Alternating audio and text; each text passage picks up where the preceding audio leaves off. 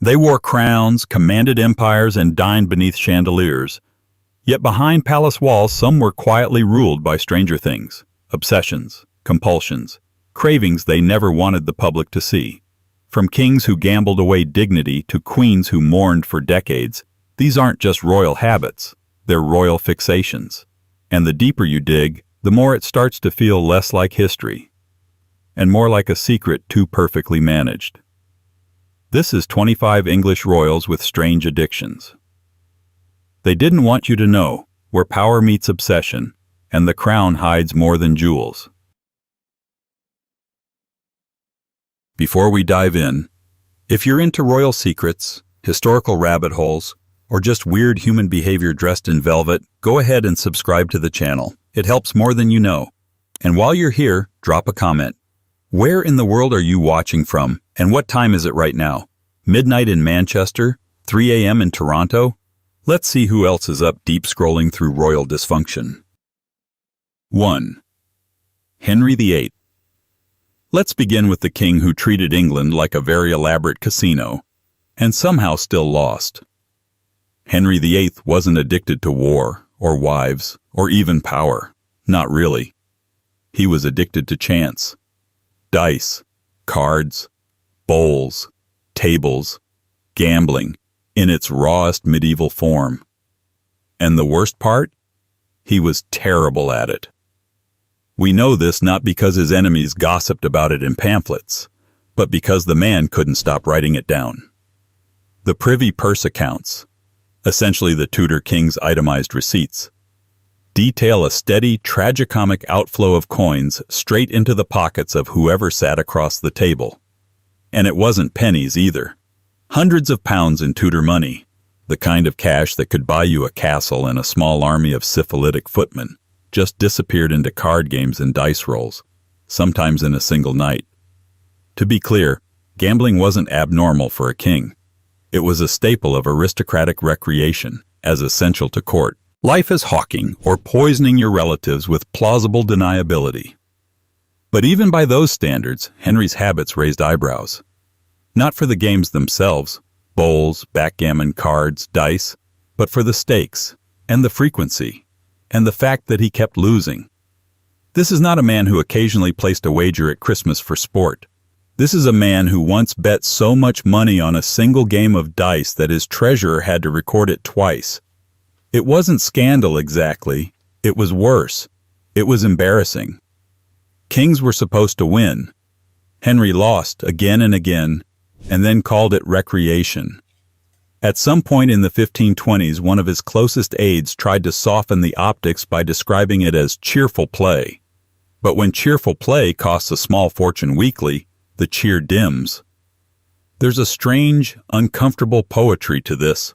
A king obsessed with control, unable to control the most basic itch in his psyche, the thrill of the unknown. Henry, the ruler who reshaped the English church to fit his libido, couldn't reshape a deck of cards. He ruled over the fates of thousands, but dice ruled him. And yet it never became a full-blown scandal. Why? Because no one wanted to say the quiet part out loud, that the most powerful man in England had the same behavioral patterns as a broke tavern addict in Southwark. Gambling was part of royal masculinity, but only if it looked noble. Henry's problem wasn't the behavior itself, it was the pattern. There's something very modern about this, actually. Compulsions disguised as hobbies, image management over intervention. And when the losing got too obvious to ignore, the language simply shifted. What once was wasteful became festive. What was reckless became jovial. The Tudor court didn't hide Henry's gambling. They rebranded it. But why did he gamble? The obvious answer, boredom, doesn't hold up. Henry VIII was not bored. He was busy rewriting the laws of heaven, dissolving monasteries and inventing Protestant England out of sheer marital inconvenience. No, Henry wasn't killing time. He was feeding a need, the need to push, to test, to press against invisible lines. With wives, with religion, with cards. It's no coincidence that he loved tournaments too, Not for the spectacle, but for the risk. We'll come back to that later. The question isn't just why he gambled. It's why he needed to lose. This is where it gets uncomfortable. The court didn't care that the king gambled. They cared that the king looked weak. A monarch who loses at war is a tragic figure. A monarch who loses at dice is a punchline. But it's hard to manage an addiction when the addict writes his own PR. The privy purse was never meant to be public. These records were inward-facing. Which means Henry wasn't hiding it. He was justifying it. He saw no problem. But his advisors did. They began normalizing it in court culture. The king is in good humor, they'd say, when the losses stacked up. The king is at play. Nobody wanted to accuse the monarch of having a compulsion, so they reframed it as a virtue, generous in victory, gracious in defeat. Never mind that the defeats kept coming. Never mind that the sums grew larger. Never mind that this recreational play bled into moments of real political urgency. What happens when a king is more invested in the dice than the diplomacy? You get a church split for personal reasons. You get wives cycled through like court positions. You get distractions upon distractions. You get a king who would rather bet against fate than manage it. And still, it's mostly forgotten, because history likes its villains neat and clean. Henry VIII, tyrant. Henry VIII, executioner. Henry VIII, serial husband. These are clean lines, easy packaging. But Henry VIII, man with a compulsive gambling problem? That's messy. That's not iconic. That's just sad. And so we don't talk about it. But the receipts are there, literally. In one entry, he loses over $300 in a single evening. In today's money, that's uncomfortable. And then he goes to Mass the next morning like nothing happened. King of England, servant of God, chronic loser at dice. Even the language in the records is sly. You'll find lines like, "To the Lord Henry for play at dice, lost to him by the king's grace, $80. You can almost hear the scribe sighing as he writes it. Another night, another loss. Another notch on the ledger of royal weakness. Of course, none of this destroyed his reputation in the long run.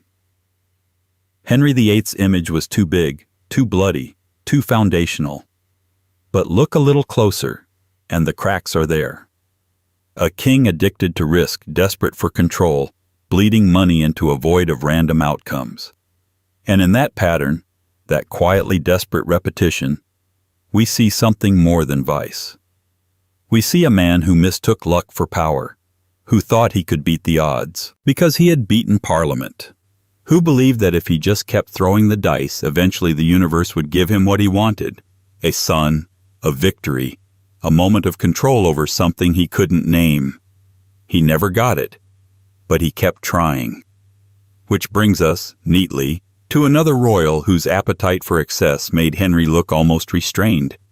A man who not only gambled, but drank his way through a kingdom, and then tried to medicate the hangover out of existence. Let's talk about George IV. 2. George IV.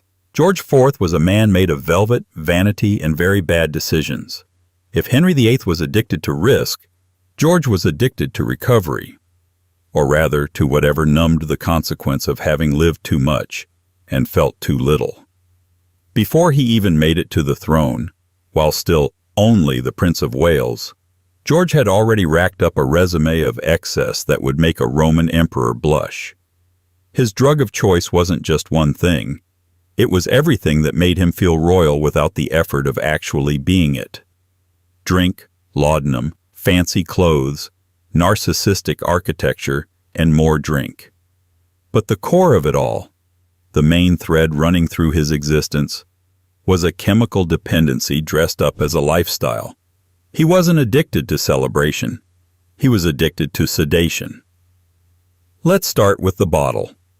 George was a professional drinker, but not in the convivial, pub-lurking way you might associate with the working-class image of 18th century England. No. George drank lavishly, theatrically, and deliberately. His evenings were calendar-worthy events of consumption. It's not that he drank to celebrate. It's that drinking was the celebration, and the point was to disappear into the bottom of a brandy bottle, into a world where his debts didn't exist, where Parliament wasn't knocking, and where his own body hadn't already begun to collapse under the weight of his habits. He drank because he could. He drank because it dulled the unbearable noise of being expected to rule. He drank because the applause of sycophants sounded better through a haze. And then there was the laudanum. By the time George became king in 1820, a mere 10 years before his death, his body was already a cocktail of regrets.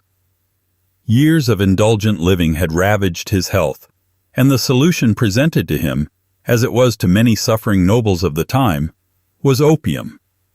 Of course, they didn't call it addiction. They called it medication. Laudanum, a tincture of opium mixed with alcohol, was standard issue for everything from headaches to heartbreak. In George's case, it became part of the daily routine. Sources describe vast quantities of the drug being consumed in his later years. Vast is a polite word. It means nobody wanted to count.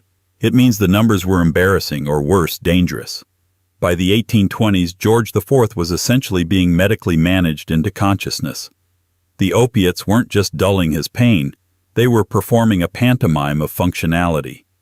The king would appear in public, doped and powdered, plump and glazed, and then vanish again into the curtained privacy of Carlton House or Windsor.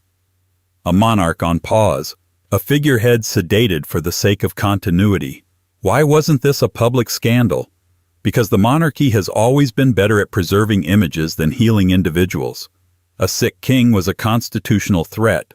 A sedated king, on the other hand, that was manageable. As long as he could wave and sign things, the illusion could hold. And the British monarchy is built on illusion more than anything else. George had spent his entire life grooming that illusion. He had been raised not just to rule, but to perform ruling. Even as a young prince, he showed an instinctive flair for the performative. He was obsessed with clothing, with ceremony, with being looked at. As king, this instinct hardened into pathology. He didn't want to be powerful. He wanted to look powerful, effortlessly so. But power, it turned out, was exhausting. So he drank. And when the drink stopped working, he turned to something stronger. Laudanum became the silence between the noise. It was the pause button on a life of theatrical excess. But the cost was staggering. George IV's reign was marked by withdrawal in every sense. Not just from politics, which he delegated whenever possible, but from reality itself. His public appearances were rare, often propped up by aides and chemists, while his private life became a slow, molasses-thick spiral into physical decay. His weight ballooned, his speech slurred, his gait slowed, his cognition, while still present, became sluggish, distracted, and always, the bottle and the vial, close at hand. The irony here is brutal. This was a man who wanted to be remembered as the ultimate embodiment of refinement.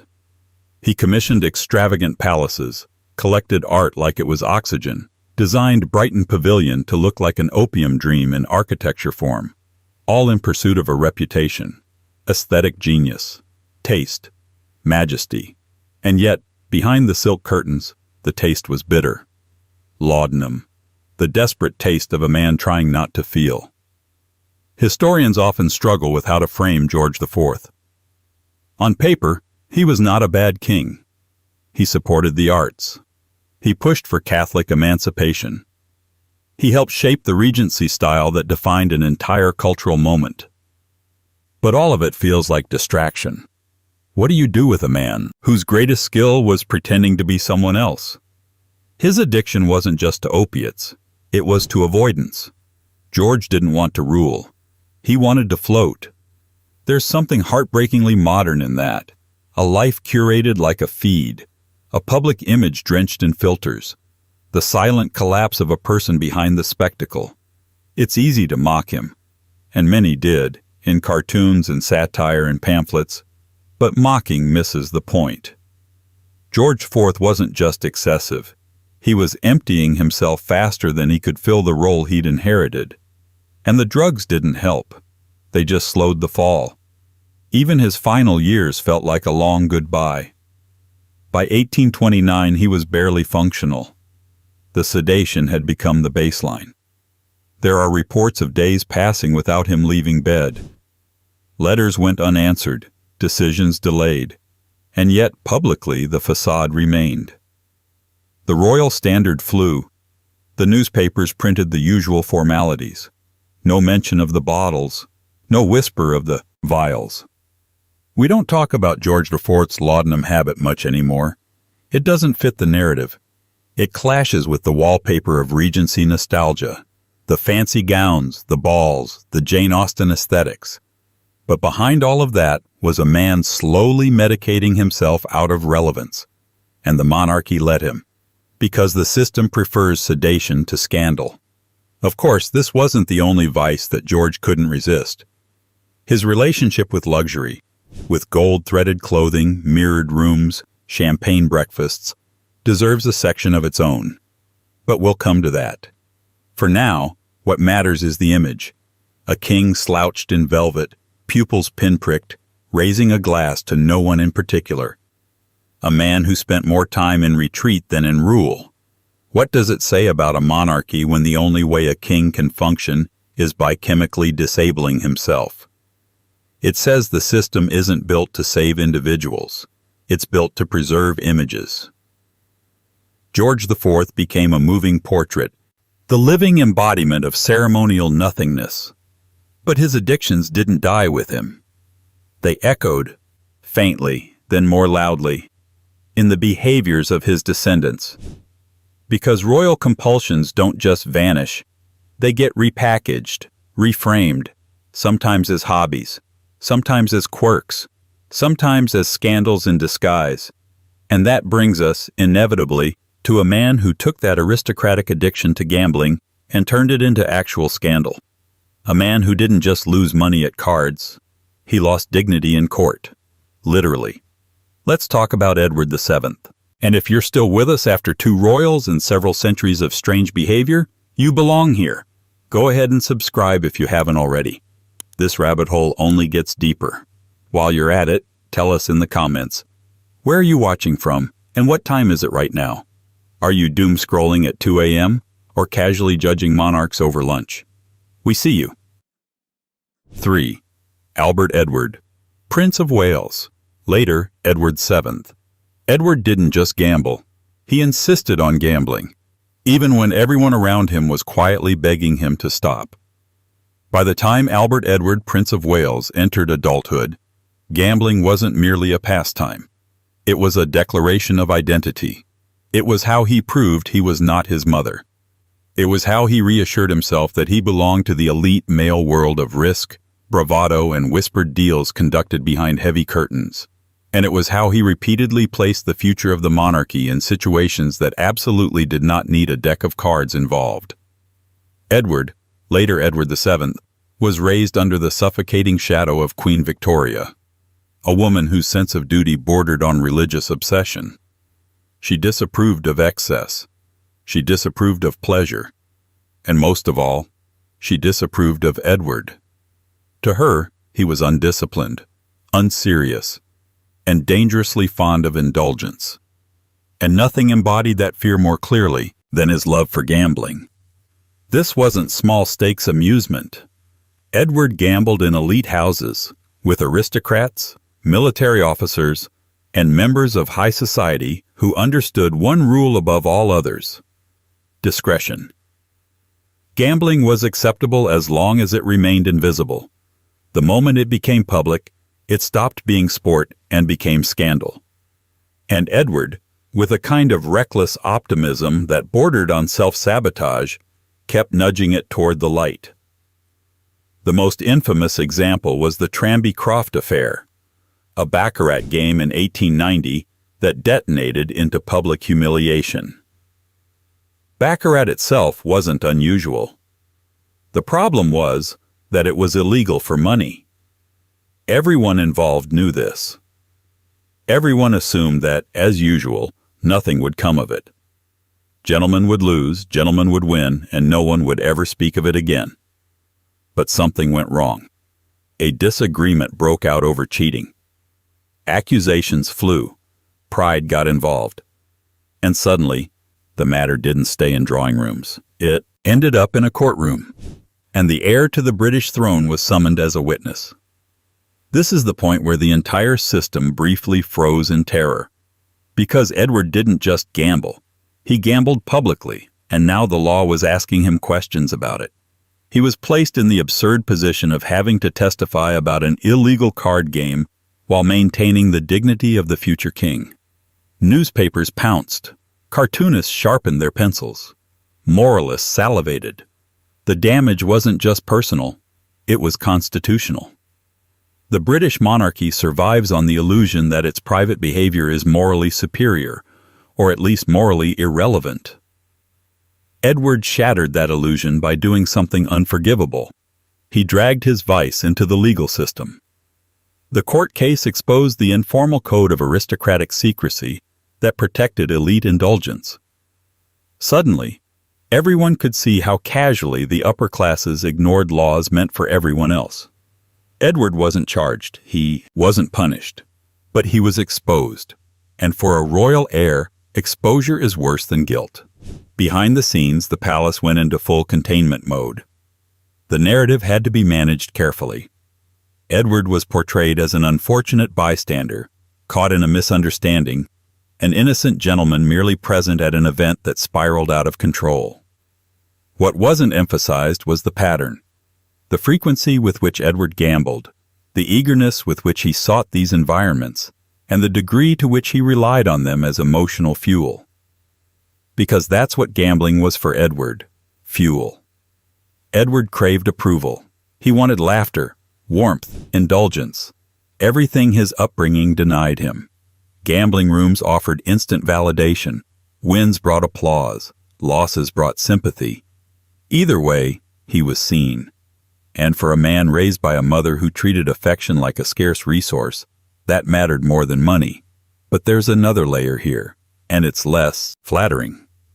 Edward also believed, deeply, that his status placed him above consequence. The rules were for others. Gambling laws were technicalities. Courtrooms were abstractions. This wasn't arrogance so much as assumption. The assumption that the system would bend around him, because it always had. The Tranby-Croft affair shattered that assumption just enough to sting. Public reaction was harsh. Editorials questioned his judgment. Moralists asked whether a man so fond of cards and late nights could be trusted with the empire. Queen Victoria was furious. She saw the incident not as a lapse, but as proof that her son was fundamentally unfit, impulsive, pleasure-driven, and incapable of restraint. And yet, nothing changed. Edward didn't stop gambling. He became more careful. He moved games to safer houses. He relied on tighter circles. The addiction adapted. The behavior didn't disappear. It just learned camouflage. This is the part history often glosses over.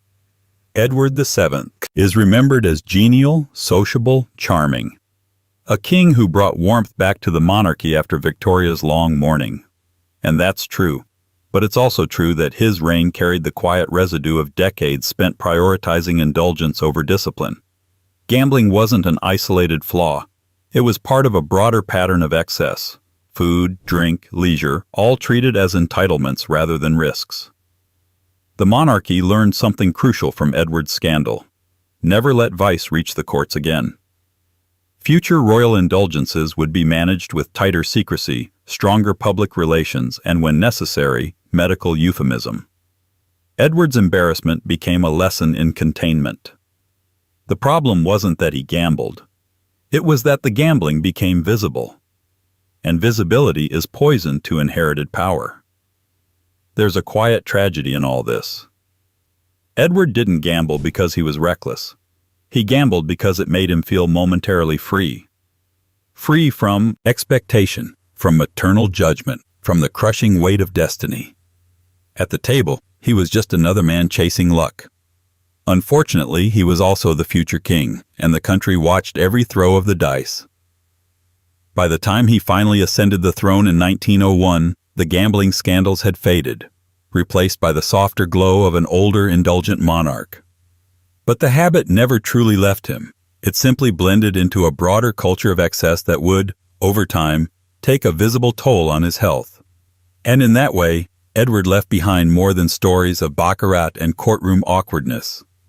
He left behind a model, a royal template in which indulgence was tolerated as long as it stayed out of sight, and health consequences were treated as unfortunate footnotes. That template would echo loudly in the next generation. Because Edward wasn't the last royal to gamble with his body, his habits, and his public image. He just happened to be the one who taught the palace how dangerous visibility could be. And soon visibility would take a very different form, not in courtrooms or card rooms, but in ashtrays, cocktail glasses, and a princess whose habits were far harder to rebrand as harmless charm. Princess Margaret is waiting. 4. Princess Margaret, Countess of Snowdon. Princess Margaret didn't gamble with cards or dice. She gambled with her own lungs, her liver, and her carefully curated image, slowly, publicly, and with a cigarette permanently between her fingers. If the British monarchy had a rebel icon in the mid-20th century, it was Margaret. She was glamorous where others were dutiful, sharp-tongued where others were restrained, and visibly indulgent in a family that preferred its excesses either ceremonial or invisible. And her addictions, because that's what they were, even if the word was never used, sat right at the intersection of indulgence and image control. From a young age, Margaret smoked. Not casually, not socially, routinely, relentlessly. Biographers and journalists describe her consuming cigarettes at a rate that would have startled even hardened journalists of the era. Chain smoking wasn't a quirk. It was the rhythm of her day. Conversations punctuated by ash taps. Long evenings fueled by smoke and spirits. The cigarette wasn't an accessory. It was a constant. And then there was the drinking. Like many royals of her generation, Margaret drank heavily. But unlike most, she did it openly. Whiskey was her preferred companion, often beginning in the late morning and stretching into the small hours of the night. Staff noticed. Friends joked. Journalists hinted.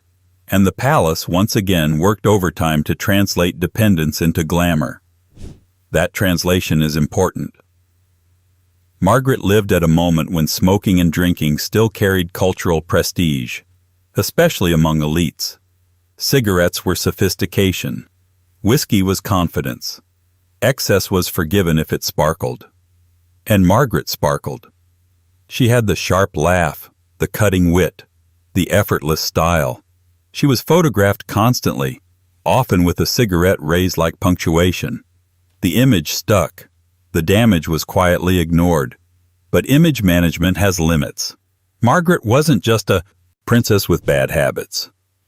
She was a woman shaped by frustration, denial, and a lifetime of emotional containment. She grew up during war, lived in the shadow of a sister destined to be queen, and watched as her own desires were subordinated to duty again and again. Her most famous heartbreak, the relationship she was effectively forbidden from pursuing, left a lasting mark. And when the monarchy denied her agency, it didn't offer her coping tools. So she found her own. Smoking and drinking were socially acceptable anesthetics. They offered relief without rebellion, or so it seemed. No one could accuse a princess of impropriety for holding a cigarette. No one could challenge a royal cocktail hour. The habits were normalized, even encouraged, as part of elite social life, until the costs became unavoidable. By the 1970s and 1980s, Margaret's health began to decline in ways that could no longer be framed as unfortunate coincidence. Repeated illnesses, hospitalizations, long recoveries. Still, the palace maintained discretion. Medical bulletins were vague, causes were generalized. The narrative remained one of fragility, not consequence. But behind the scenes, doctors knew, staff knew, friends knew. The body was responding to decades of strain. What makes Margaret's story particularly uncomfortable is that her habits were never truly hidden. They were aestheticized. Photographers captured her mid-smoke. Writers praised her bohemian spirit. Fashion magazines turned her defiance into mood boards.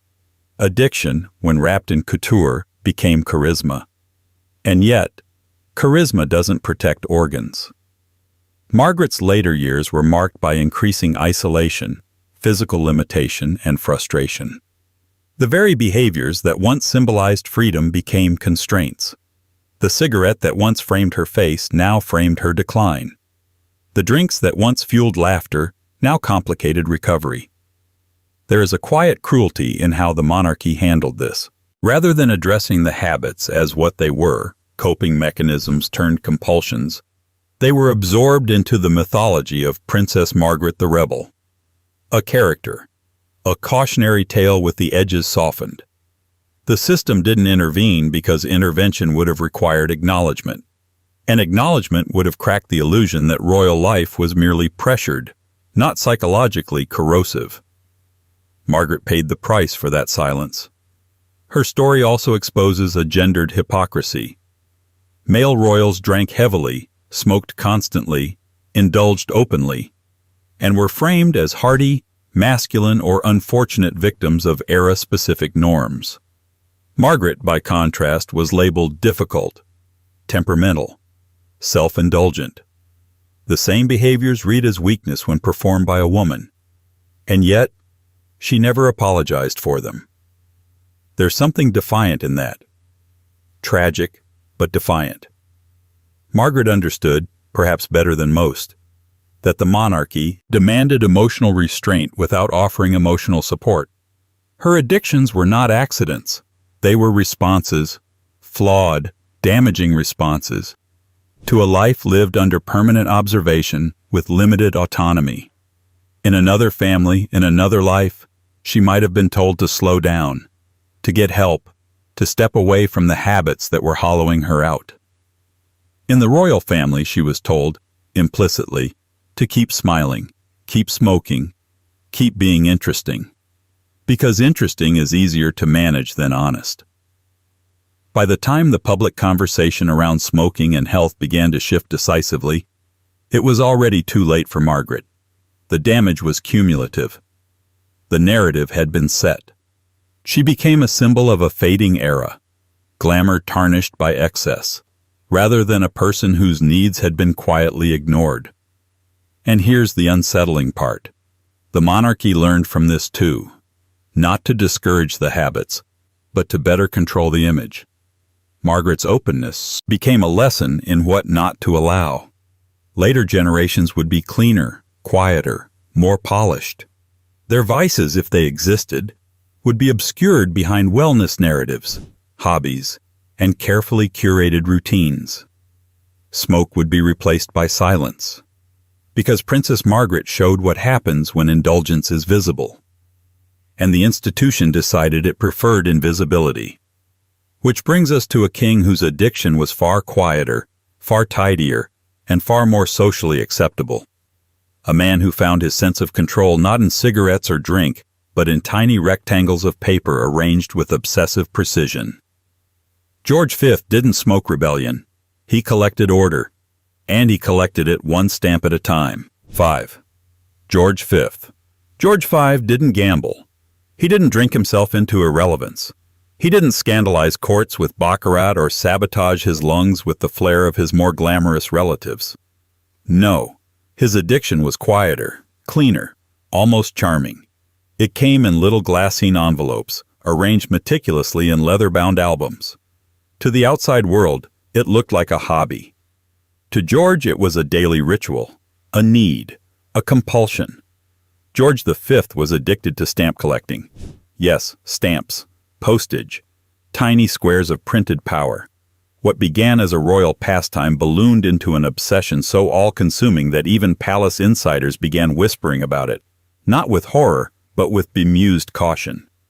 The man was serious, deadly serious. He wasn't just the king of the United Kingdom, he was the king of Philately, and he ruled that paper realm with absolute authority. The story often gets told as a royal footnote. George V collected stamps. The way someone might say, he liked horses, or He enjoyed birdwatching. But those descriptions missed the scale and the tone of what this actually meant. George didn't merely collect. He curated. He cataloged. He structured his emotional life around the procurement, preservation, and perfect placement of stamps. During World War I, when Britain teetered on the edge of social collapse and mass mourning swept the nation, the king could still be found at his desk, poring over rare issues, comparing ink variations, and slipping new acquisitions into protective sleeves with gloved precision. This was not escapism. This was ritualistic control. The obsession had roots. As a naval officer and younger son, George wasn't raised to rule. His older brother was the heir, and George was expected to serve, salute, and vanish into the respectable shadow of someone else's destiny. But fate, as it often does with monarchies, intervened. His elder brother died. Suddenly, the quiet, methodical sailor was next in line. And when he became king, that sense of displacement never fully left him. Stamp collecting offered something kingship couldn't: predictability. Unlike people, stamps didn't lie. They didn't betray, misquote, or rebel. They followed order. They obeyed chronology. They responded to care. They had fixed edges, precise values, and their worth could be measured. You didn't have to wonder what a stamp thought of you. You just had to know where it fit in the album. And George always knew. His collection became not just a hobby, but a parallel monarchy, a kingdom of perforated order, immune to the chaos of war, politics, or family dysfunction. He oversaw it like a sovereign, with rules and preferences and rankings. He kept detailed records. He wrote notes in his own hand. He would cancel state matters to attend philatelic auctions. This wasn't leisure. This was maintenance. The kind that soothes a mind stretched thin by ceremonial expectations and constitutional irrelevance. The Royal Philatelic Collection, as it became known, was more than just a drawer of curiosities. It grew to encompass tens of thousands of items, meticulously sorted, annotated, and preserved. Some stamps were worth entire estates. Others were valuable only to him. It didn't matter. Each had its place. The king would famously spend hours inspecting layouts, rechecking placements, discussing new acquisitions with his curator. He once told a guest, "I wish to God I had been a clerk in a stamp office rather than a king." He meant it. And yet no one called it addiction. How could they? The word didn't fit the image. Addiction was for opium dens and gin alleys, not for a king with a magnifying glass and a steady hand. George's fixation was reframed as charming eccentricity, a genteel oddity, an aristocratic pastime with just enough gravitas to escape ridicule. But those close to him knew better. His fixation with stamps was more than just habit. It was structure. When emotions threatened, he turned to stamps. When family conflict boiled over, he turned to stamps. When the world burned, when empires fell, when monarchies collapsed across Europe, he sat at his desk, flipping through sheets of tiny portraits, looking for missing specimens, breathing evenly. This wasn't escape. It was survival. George wasn't a warm man. He was famously stiff, formal, sometimes abrupt. His children feared him. His court respected him without affection. But with stamps, he was tender. He handled them like fragile truths.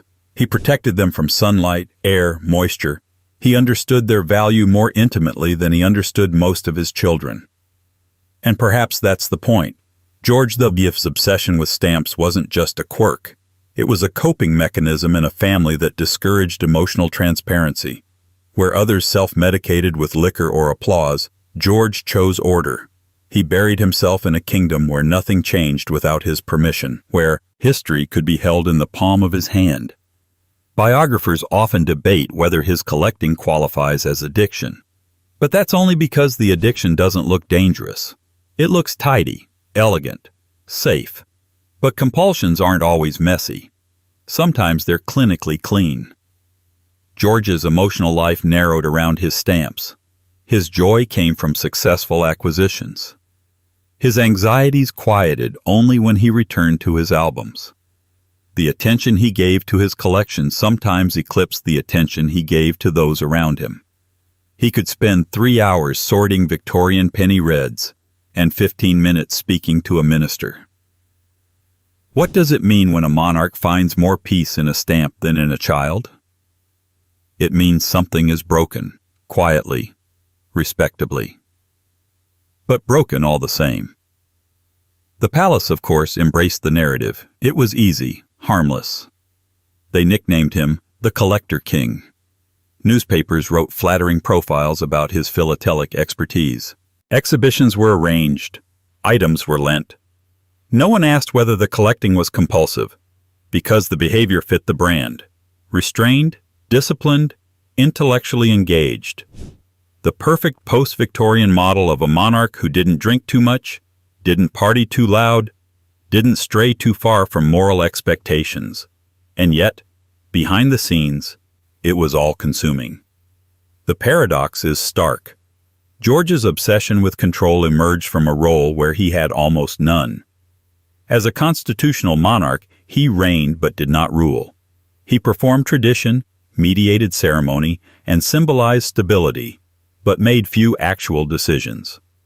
Stamps, ironically, gave him more direct power than his own government. He could shape his albums.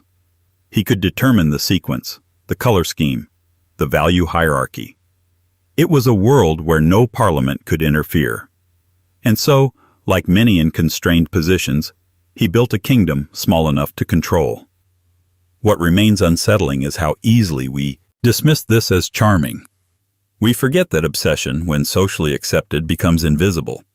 If George had spent the same hours poring over gambling ledgers or whiskey bottles, we'd call it a vice. But stamps? That's refined.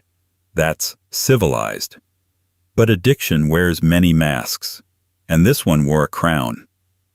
Today, the Royal Philatelic Collection remains one of the most valuable in the world, a monument not just to British postal history, but to a king's quiet desperation to impose order on a world that refused to stay still.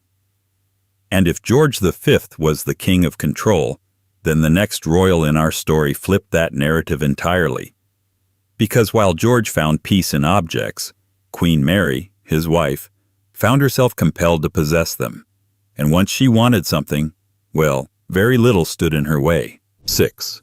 Queen Mary, Mary of Teck, Queen Consort. Queen Mary didn't fidget. She didn't pace. She didn't raise her voice, and she certainly didn't lose her temper. Not in public, and not in front of the staff. Her compulsion wasn't loud. It was polite. It was regal. It wore gloves and a tiara, and it entered a drawing room, looked over the silverware, and quietly asked if the butler might kindly return the royal teacup that had been passed down by mistake through generations of someone else's family. Queen Mary was, in polite terms, a compulsive collector. In less polite terms, though still whispered behind fans and behind her back, she was something of a kleptomaniac. And if she wasn't, she certainly behaved like one with royal immunity. Her obsession with collecting royal-related objects was more than a hobby. It was a deeply ingrained behavioral pattern, one that shaped not only how she lived, but how she moved through the world. Everywhere she went, she looked for things that belonged in the royal collection. Not in a casual antiquing way, in a focused, borderline unsettling way. She wanted things, and she acquired them through charm, pressure, implication, or sometimes silence. She did not steal. That word was never used. What she did was far more difficult to define. She expected with quiet certainty that anything with a royal story, no matter how vague or sentimental, ought to return to the royal family. And when Queen Mary expected something, it became nearly impossible to refuse her without feeling like a traitor to the crown. It often worked like this. She'd arrive at a stately home, perhaps for tea, perhaps to view a local museum. She'd be shown around by a nervous host. Then her eyes would linger on an object, a snuff box, a portrait miniature, a silver spoon with royal arms, and her voice would drop into a careful, unmistakably suggestive line. "Oh, how charming. I do believe this once belonged to my grandmother." Or worse, "I remember this from Windsor. How very odd that it's here." And with that, the game was over. The host, paralyzed between patriotism and panic, would stammer something about family inheritance, try to backpedal, perhaps mention their great-aunt's will, and then Queen Mary would offer a single, serene smile that implied the matter had already been settled. The object would be packed up before the tea cooled. No payment, no receipts, no legal claim, just the subtle gravity of monarchy pulling the item back into orbit. These weren't isolated stories. They were a pattern, widely recorded by contemporaries, biographers, and historians alike. Some defended her as a preservationist, a living custodian of the royal legacy. Others described her in more psychological terms, a woman who could not stop acquiring, who felt a deep, compulsive need to fill her surroundings with reminders of her dynasty's permanence. It was, they said, emotional architecture, and it made sense. Queen Mary lived through upheaval after upheaval. She had married into the monarchy almost by accident, originally engaged to George V's older brother, who died unexpectedly. She transitioned from grieving fiancé to future queen with alarming efficiency. She watched empires collapse, relatives executed, the social fabric of Britain torn and rewoven during 2 world wars. Control was rare, continuity was fragile. Objects, however, endured, and so she built fortresses from them. Porcelain, furniture, jewelry, letters, paintings, clocks, teacups, frames, cabinets. She knew where everything was supposed to go, because in her mind, the story of the monarchy was told not just through crowns, but through teaspoons and footstools and inkwells.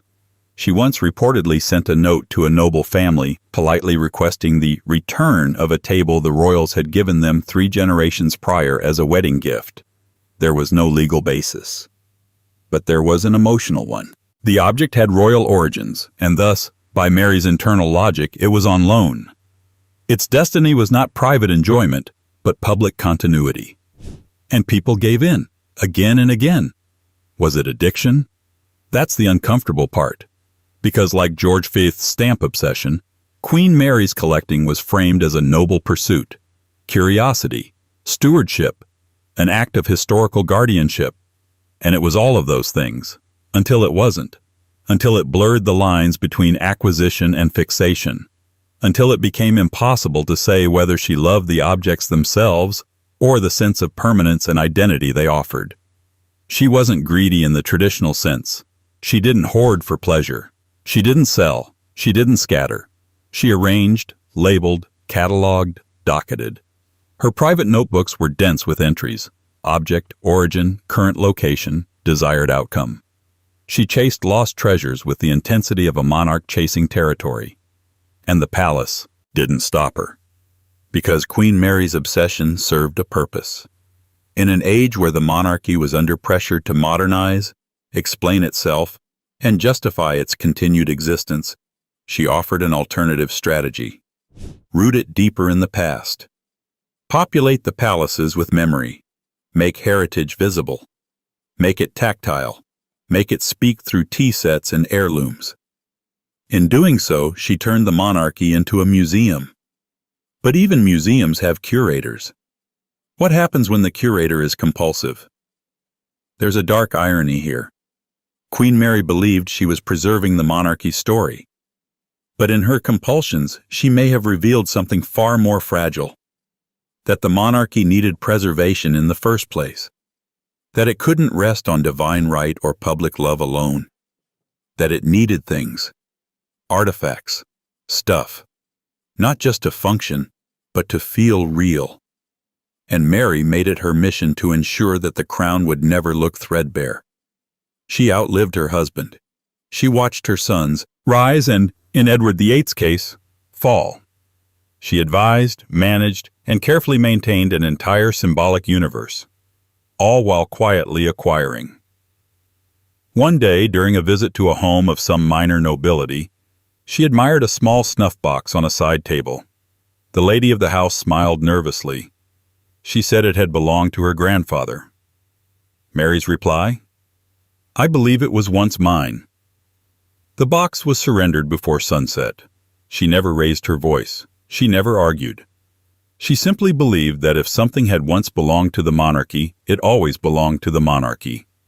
Her logic was circular, her conviction unshakable, and her collecting, though never labeled as such, was compulsion made dignified.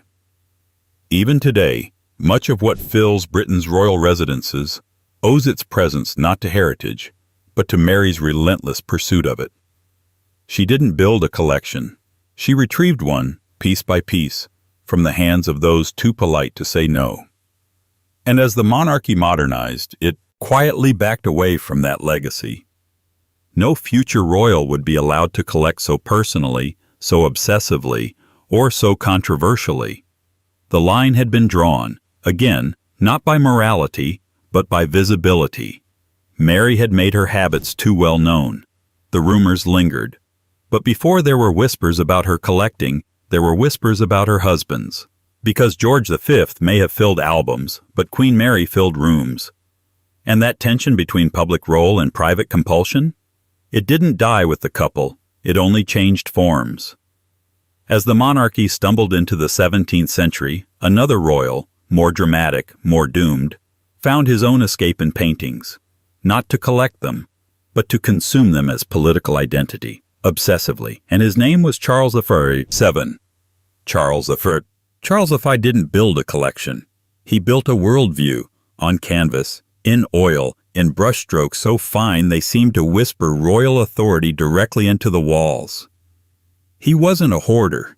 He was a curator of divinity. His obsession with art wasn't merely aesthetic. It was theological, political, and deeply compulsive. And when he looked at a painting, he didn't just see beauty. He saw himself, reflected not as a flawed man governing a divided kingdom, but as a chosen ruler whose authority was ordained by brush and heaven alike. In simpler terms, Charles V was addicted to art, not in the casual museum day way, but in the way that shapes how a person perceives reality. He didn't just love art, he needed it. Charles lived in a time when monarchy was teetering between sacred right and political burden. The Tudor legacy had left a kingdom more centralized but far more suspicious of divine absolutism. The English Reformation had ripped apart the old sacred order. The monarch no longer had Rome's halo, and the people, particularly the Parliament, were starting to ask dangerous questions about where exactly the crown got its authority from. Charles's answer? Visual dominance. If people wouldn't believe in divine right by scripture or statute, perhaps they would believe it by image. And so he commissioned, acquired, imported, and arranged some of the most powerful, psychologically loaded artwork ever amassed in Britain. Not because he wanted to be surrounded by pretty things, but because he wanted to be surrounded by proof. Proof that kingship was sacred. Proof that he was more than a politician. Proof that monarchy itself wasn't merely useful, it was necessary. He began collecting before he even took the throne. Italian masters, Flemish altarpieces, mythological allegories, religious iconography reframed to center royal authority. By the time of his coronation in 1625, Charles was already operating as a one-man cultural ministry, aggressively curating a visual kingdom within his physical one. And then came Anthony van Dyck. Van Dyck didn't just paint Charles, he crafted him. With his brush, the king became taller, slimmer, more ethereal. Van Dyck's portraits of Charles are almost dreamlike. Cool lighting, elongated poses, regal serenity. They didn't just reflect the man, they created the myth. And Charles believed the myth. That was the real danger, because in a time of rising social unrest, collapsing finances, and religious division, Charles doubled down, not on reform or diplomacy, but on aesthetics. His court became a temple of art, music, and high ritual. Politics became theater, and the scenery was purchased with crown revenue. The sheer scale of Charles's collecting was unprecedented in England. Between 1625 and 1640, he amassed over 1,500 paintings, tapestries, sculptures, and other artworks, many bought in bulk from cash-strapped European dynasties. He spent enormous sums acquiring masterpieces. He hired agents across the continent to scout for pieces worthy of his divine image. And still, it wasn't enough. He wanted more than representation. He wanted presence. He wanted to feel himself as history in the making. Every corridor in Whitehall, every gallery in his private palaces, was lined with carefully chosen emblems of monarchy's eternal truth. But here's the uncomfortable part. The people paying for it were increasingly angry. The more Charles spent on art, the more he had to raise money. And since Parliament wouldn't fund his extravagance without oversight, Charles did what all good absolutists do when they don't get their way. He shut them out. For 11 years, what became known as the personal rule, Charles governed without Parliament. He raised revenue through forced loans, customs duties, and unpopular fines. The money flowed in, and a good portion of it flowed straight into auctions, shipping crates, and gilded frames. To him, it made perfect sense. These weren't purchases. They were investments in legacy, in symbolism, in sacred order. But to his subjects, it looked a lot like vanity, or worse, distraction.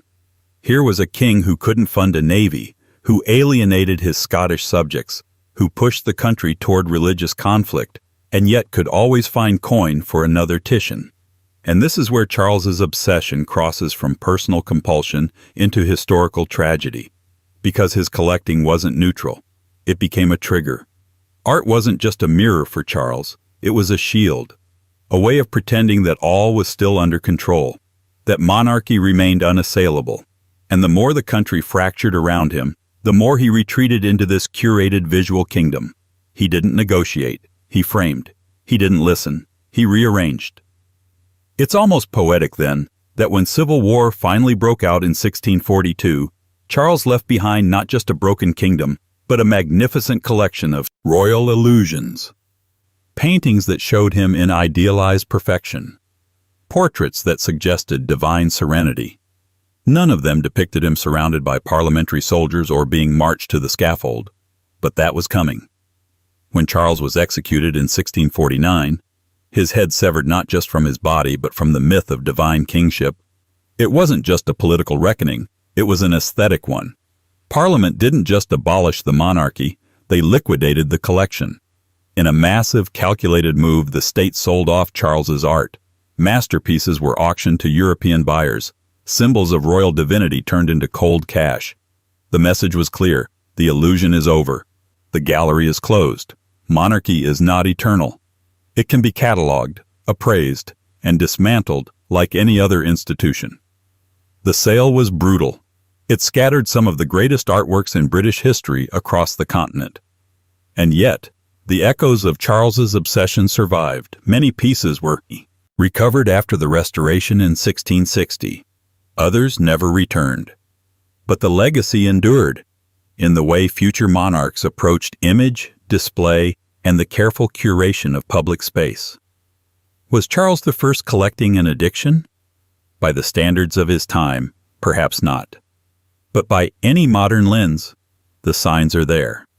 The scale, the centrality of the behavior, the emotional investment, the inability to prioritize anything else.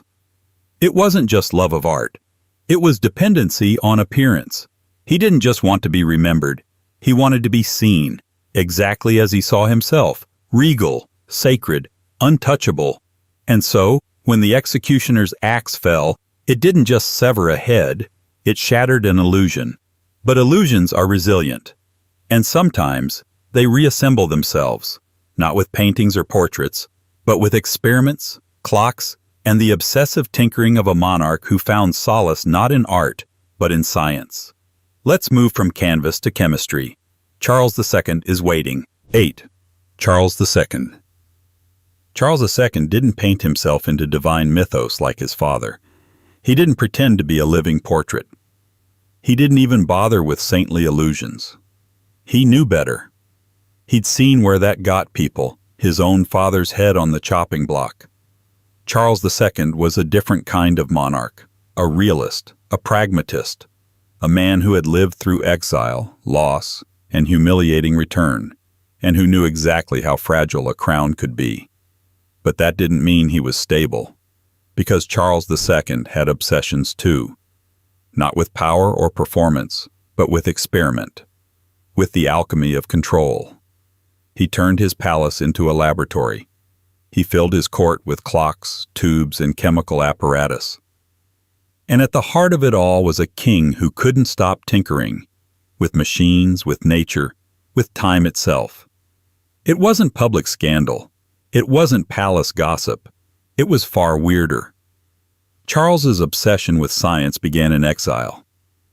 While his father was being tried and executed, Charles was bouncing between the courts of Europe, watching as monarchies collapsed and rose like empires of sand.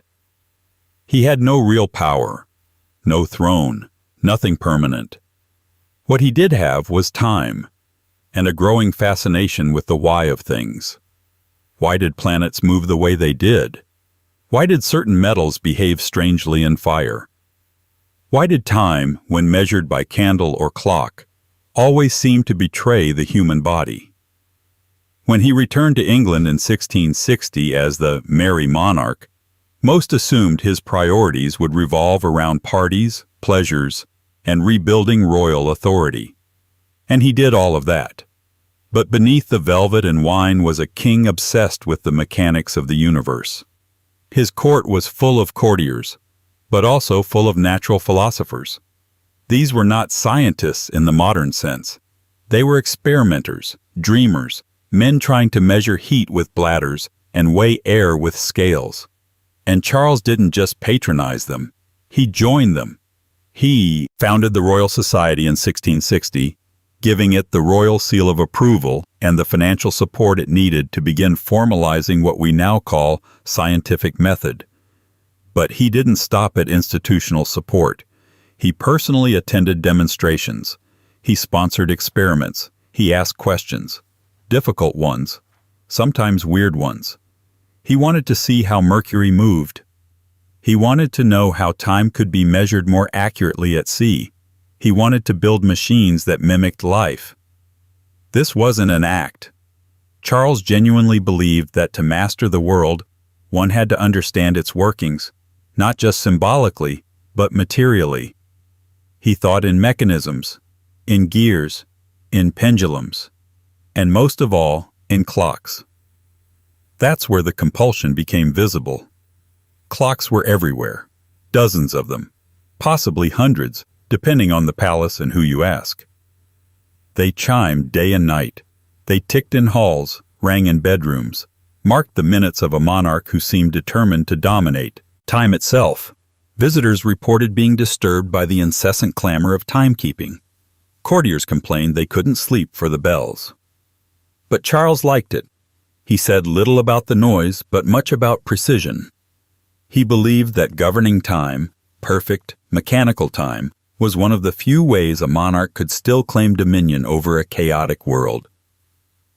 It's easy to write this off as eccentricity. After all, Charles II was known for his unusual tastes. He kept spaniels in the royal chambers.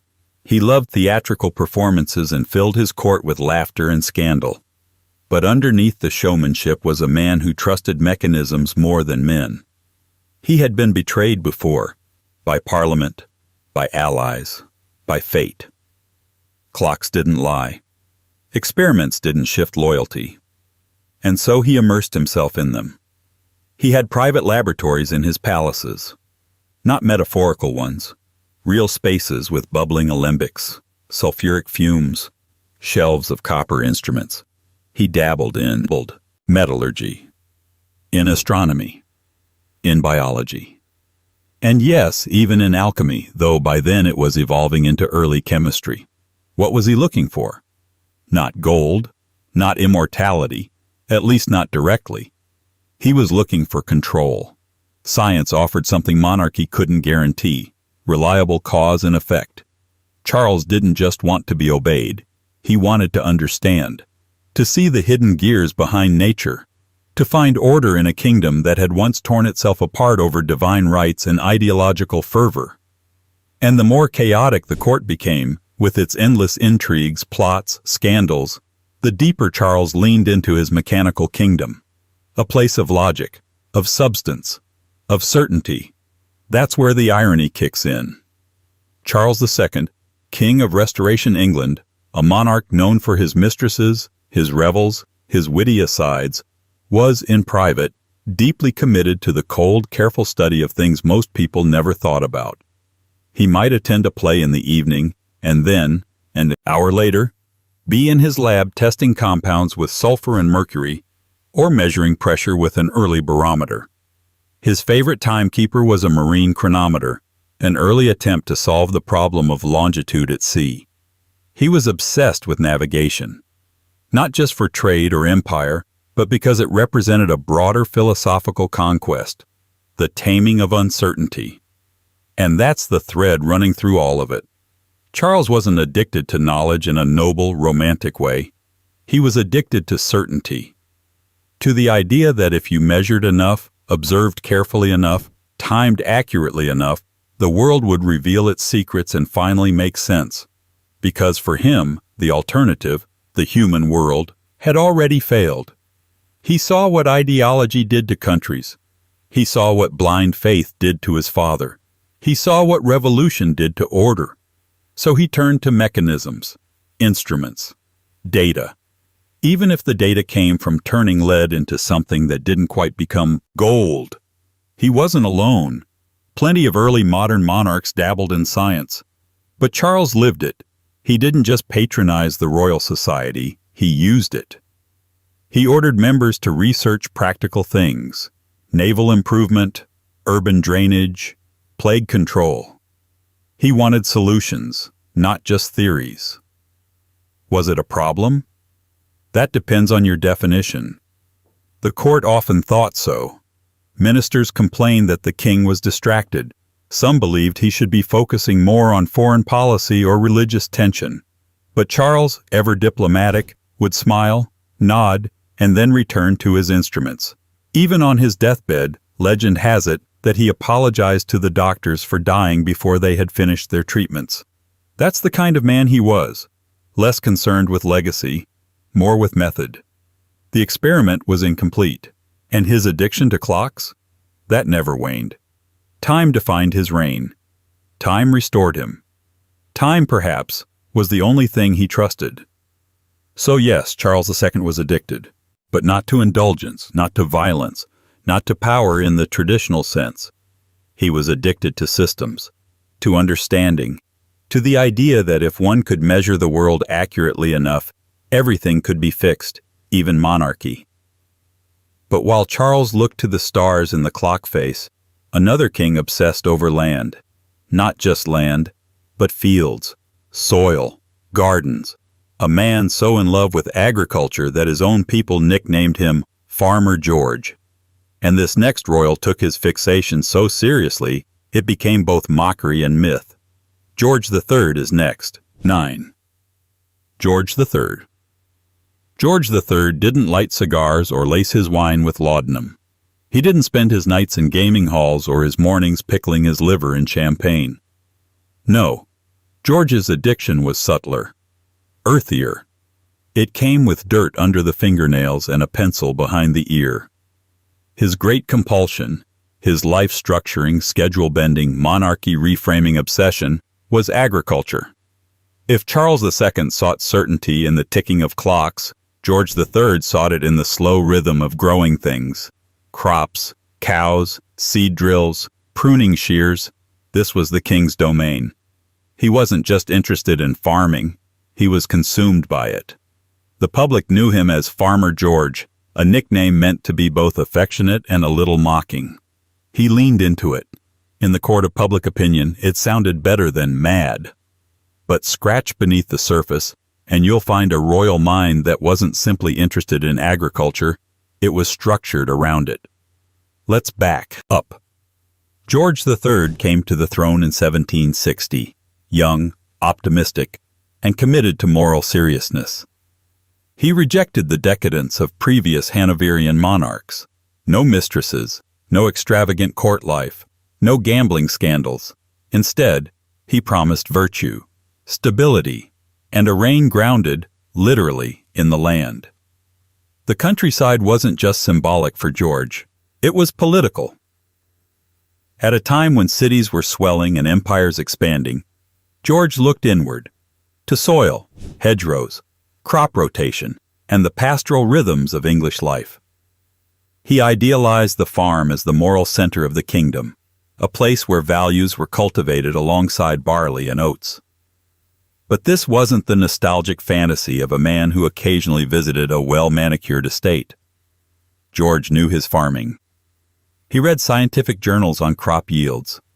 He studied manure composition. He took notes on animal husbandry. His interest wasn't romantic, it was technical. He personally oversaw improvements at Kew Gardens and Windsor. He took part in the management of royal estates, sometimes to the frustration of actual estate managers. He funded experiments on plow design and wheat crossbreeding. He engaged with scientists.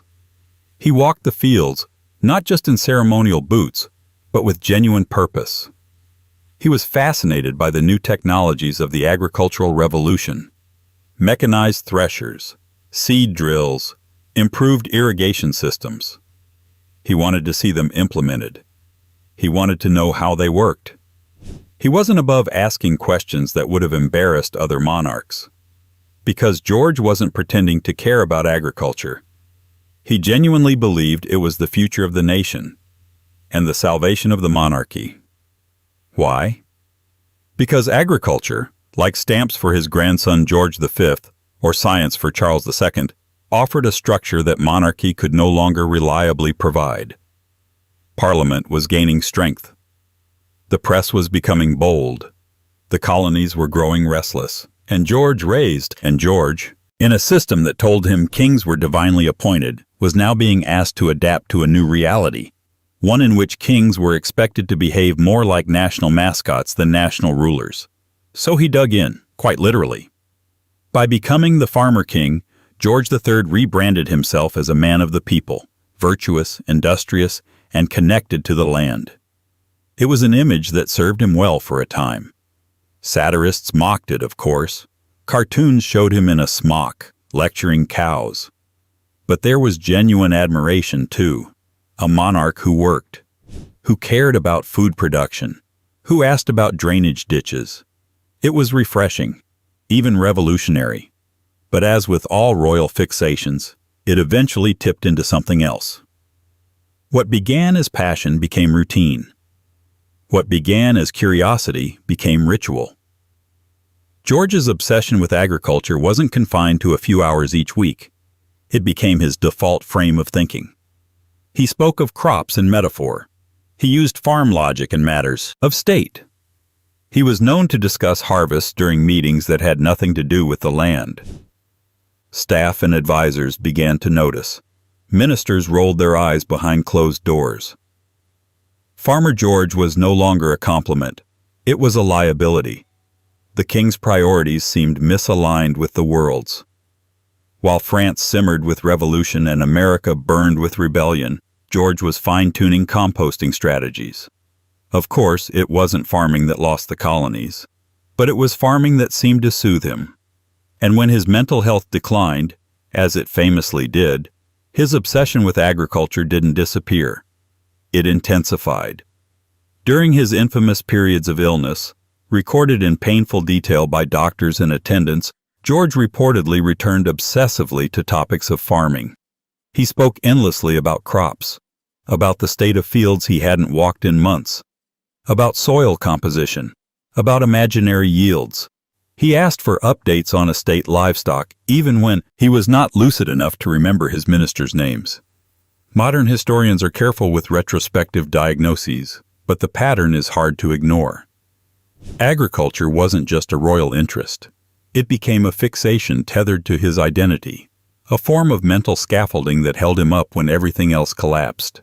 And still, the monarchy protected the image. The narrative became one of simple rural virtue, a king in tune with the land, a moral counterpoint to the excesses of the aristocracy. There was no talk of compulsion, no mention of how often he checked in on farm reports, no public discussion of how his conversations circled back to sheep breeding during cabinet crises. Because the idea of a monarch losing himself in manure statistics was better than the alternative, a monarch losing himself, period. Even after his health declined permanently in the early 19th century, the Farmer George persona endured. Paintings of the king in pastoral settings circulated long after he could function in public. The narrative stuck. Here was a king who understood his people because he understood their land. But did he? George III's agricultural obsession wasn't truly about empathy. It was about control. In a monarchy increasingly symbolic, increasingly challenged, George clung to the one realm where outcomes could be measured, where labor bore fruit, where process led to product. Farming made sense. Politics did not. His obsession created legacy. He helped institutionalize royal interest in scientific agriculture. He laid groundwork that would benefit Kew Gardens for centuries. He brought dignity, if also eccentricity, to the idea that monarchs could concern themselves with more than parades and proclamations. But it also revealed something deeper and more troubling. A monarch choosing crops over crisis, who found stability in wheat yields, but faltered when confronted with human complexity. And that tension, that desire to escape unpredictability by retreating into an obsession, isn't unique to George. It runs through the royal line like an underground river, bubbling up in surprising, oddly specific ways. And sometimes it looks like hoarding cloth of gold garments. Because before Farmer George spent his days knee-deep in soil, another king, one supposedly frugal, was blowing absurd amounts of money on luxury shopping. Next is Henry VII. Not the miser history promised, but a compulsive spender in disguise. 10. Henry VII. Henry VII has a reputation problem. Not because he was scandalous, not in the usual royal sense. He didn't chase mistresses. He didn't host wild banquets. He didn't die in debt or on the wrong side of a scandalous court case. In fact, his image has long been defined by the exact opposite: restraint, cold calculation, and legendary frugality. A man so miserly, so fiscally disciplined, that it became part of the national myth. The first Tudor king, we're told, was an obsessive saver, a ledger-balancing sovereign who kept the crown solvent while everyone else was busy beheading cousins or bankrupting the realm. But here's the twist. That image of the miser king in a dusty room counting coins in silence is mostly propaganda. Or rather, it's selective storytelling. Because recent reassessments of Tudor financial records show something a bit stranger, and frankly more human. Henry VII was not just a penny pincher. He was a compulsive spender. But only on certain things. Expensive, luxurious, image-polishing things. In other words, the man who scolded others for their excesses, who built his rule on the foundation of fiscal responsibility, may have been secretly addicted to shopping. Not shopping as in cartloads of trinkets and baubles, shopping as ritualized political theater, carried out through meticulous purchases of cloth of gold, imported velvets, exotic furs, and an almost compulsive collection of prestige items. It wasn't indiscriminate.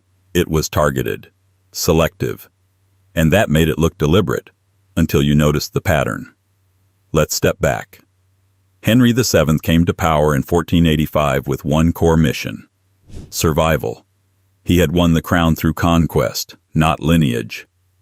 The Tudors were a shaky new dynasty built on the ruins of the Wars of the Roses. Henry knew his claim was thin.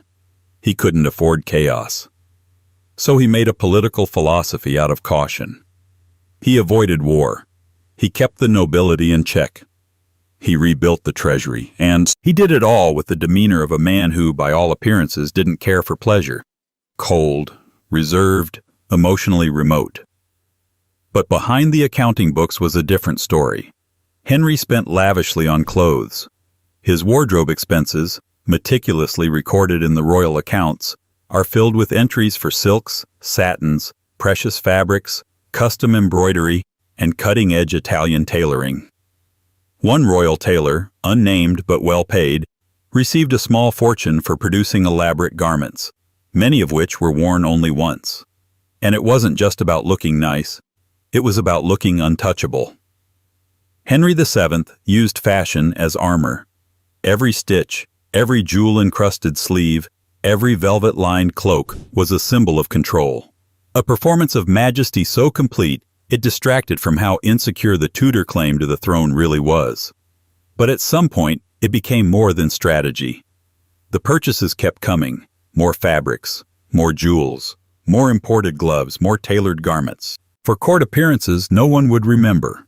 The king, who was supposedly terrified of wasting money, seemed completely incapable of resisting certain forms of conspicuous consumption.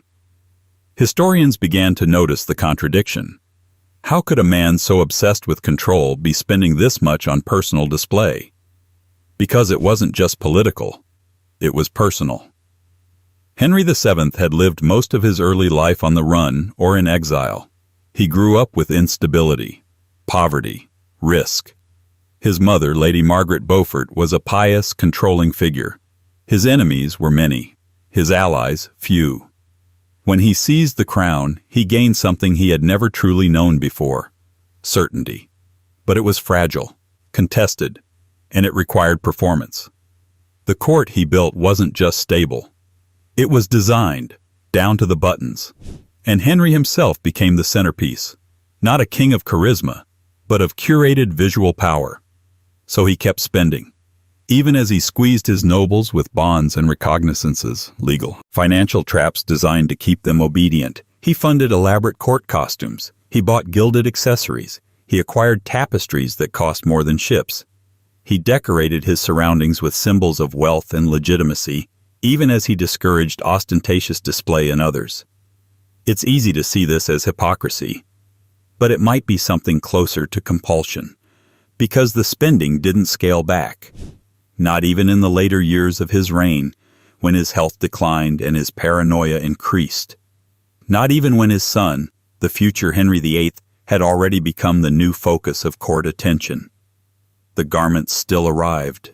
The jewelers were still paid. The tailors still sewed. There's even evidence that Henry would commission outfits and never wear them. They were symbolic, meant to exist, not necessarily to be seen. Possession was the point. Ownership equaled power.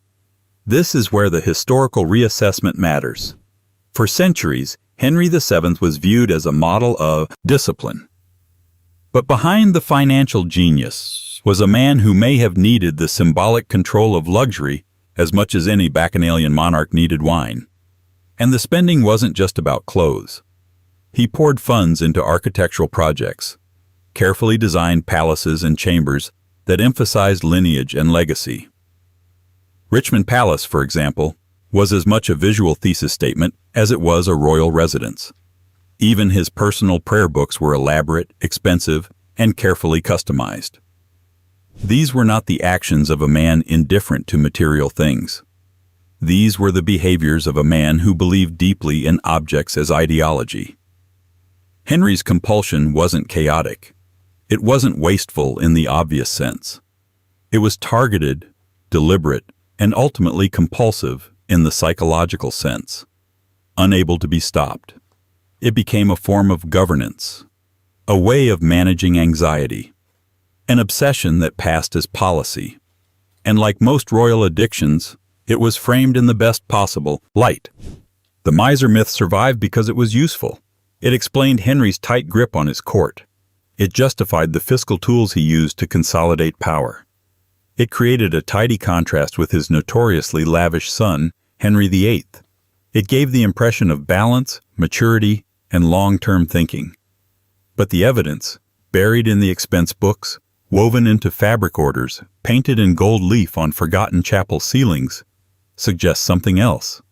A king with a deeply structured emotional dependence on symbolic luxury. a man whose insecurities were stitched into every robe, a monarch who outspent expectations not because he misunderstood restraint, but because restraint only worked when it was wrapped in velvet. Which brings us to another royal addiction dressed in smoke and routine. Because if Henry VII buried anxiety under layers of silk, his descendant Edward VIII buried it in cigarettes, in draw after draw of carefully framed detachment. The addiction wasn't to rebellion. It was to the illusion of control. And the price of that illusion? It would eventually cost him his crown. 11. Edward VIII. Edward VIII was always going to be a problem. Even before he was king, even before he became the Duke of Windsor, even before the abdication crisis sent shockwaves through the institution he was born to inherit, Edward had already begun writing the script for his own downfall, one cigarette at a time.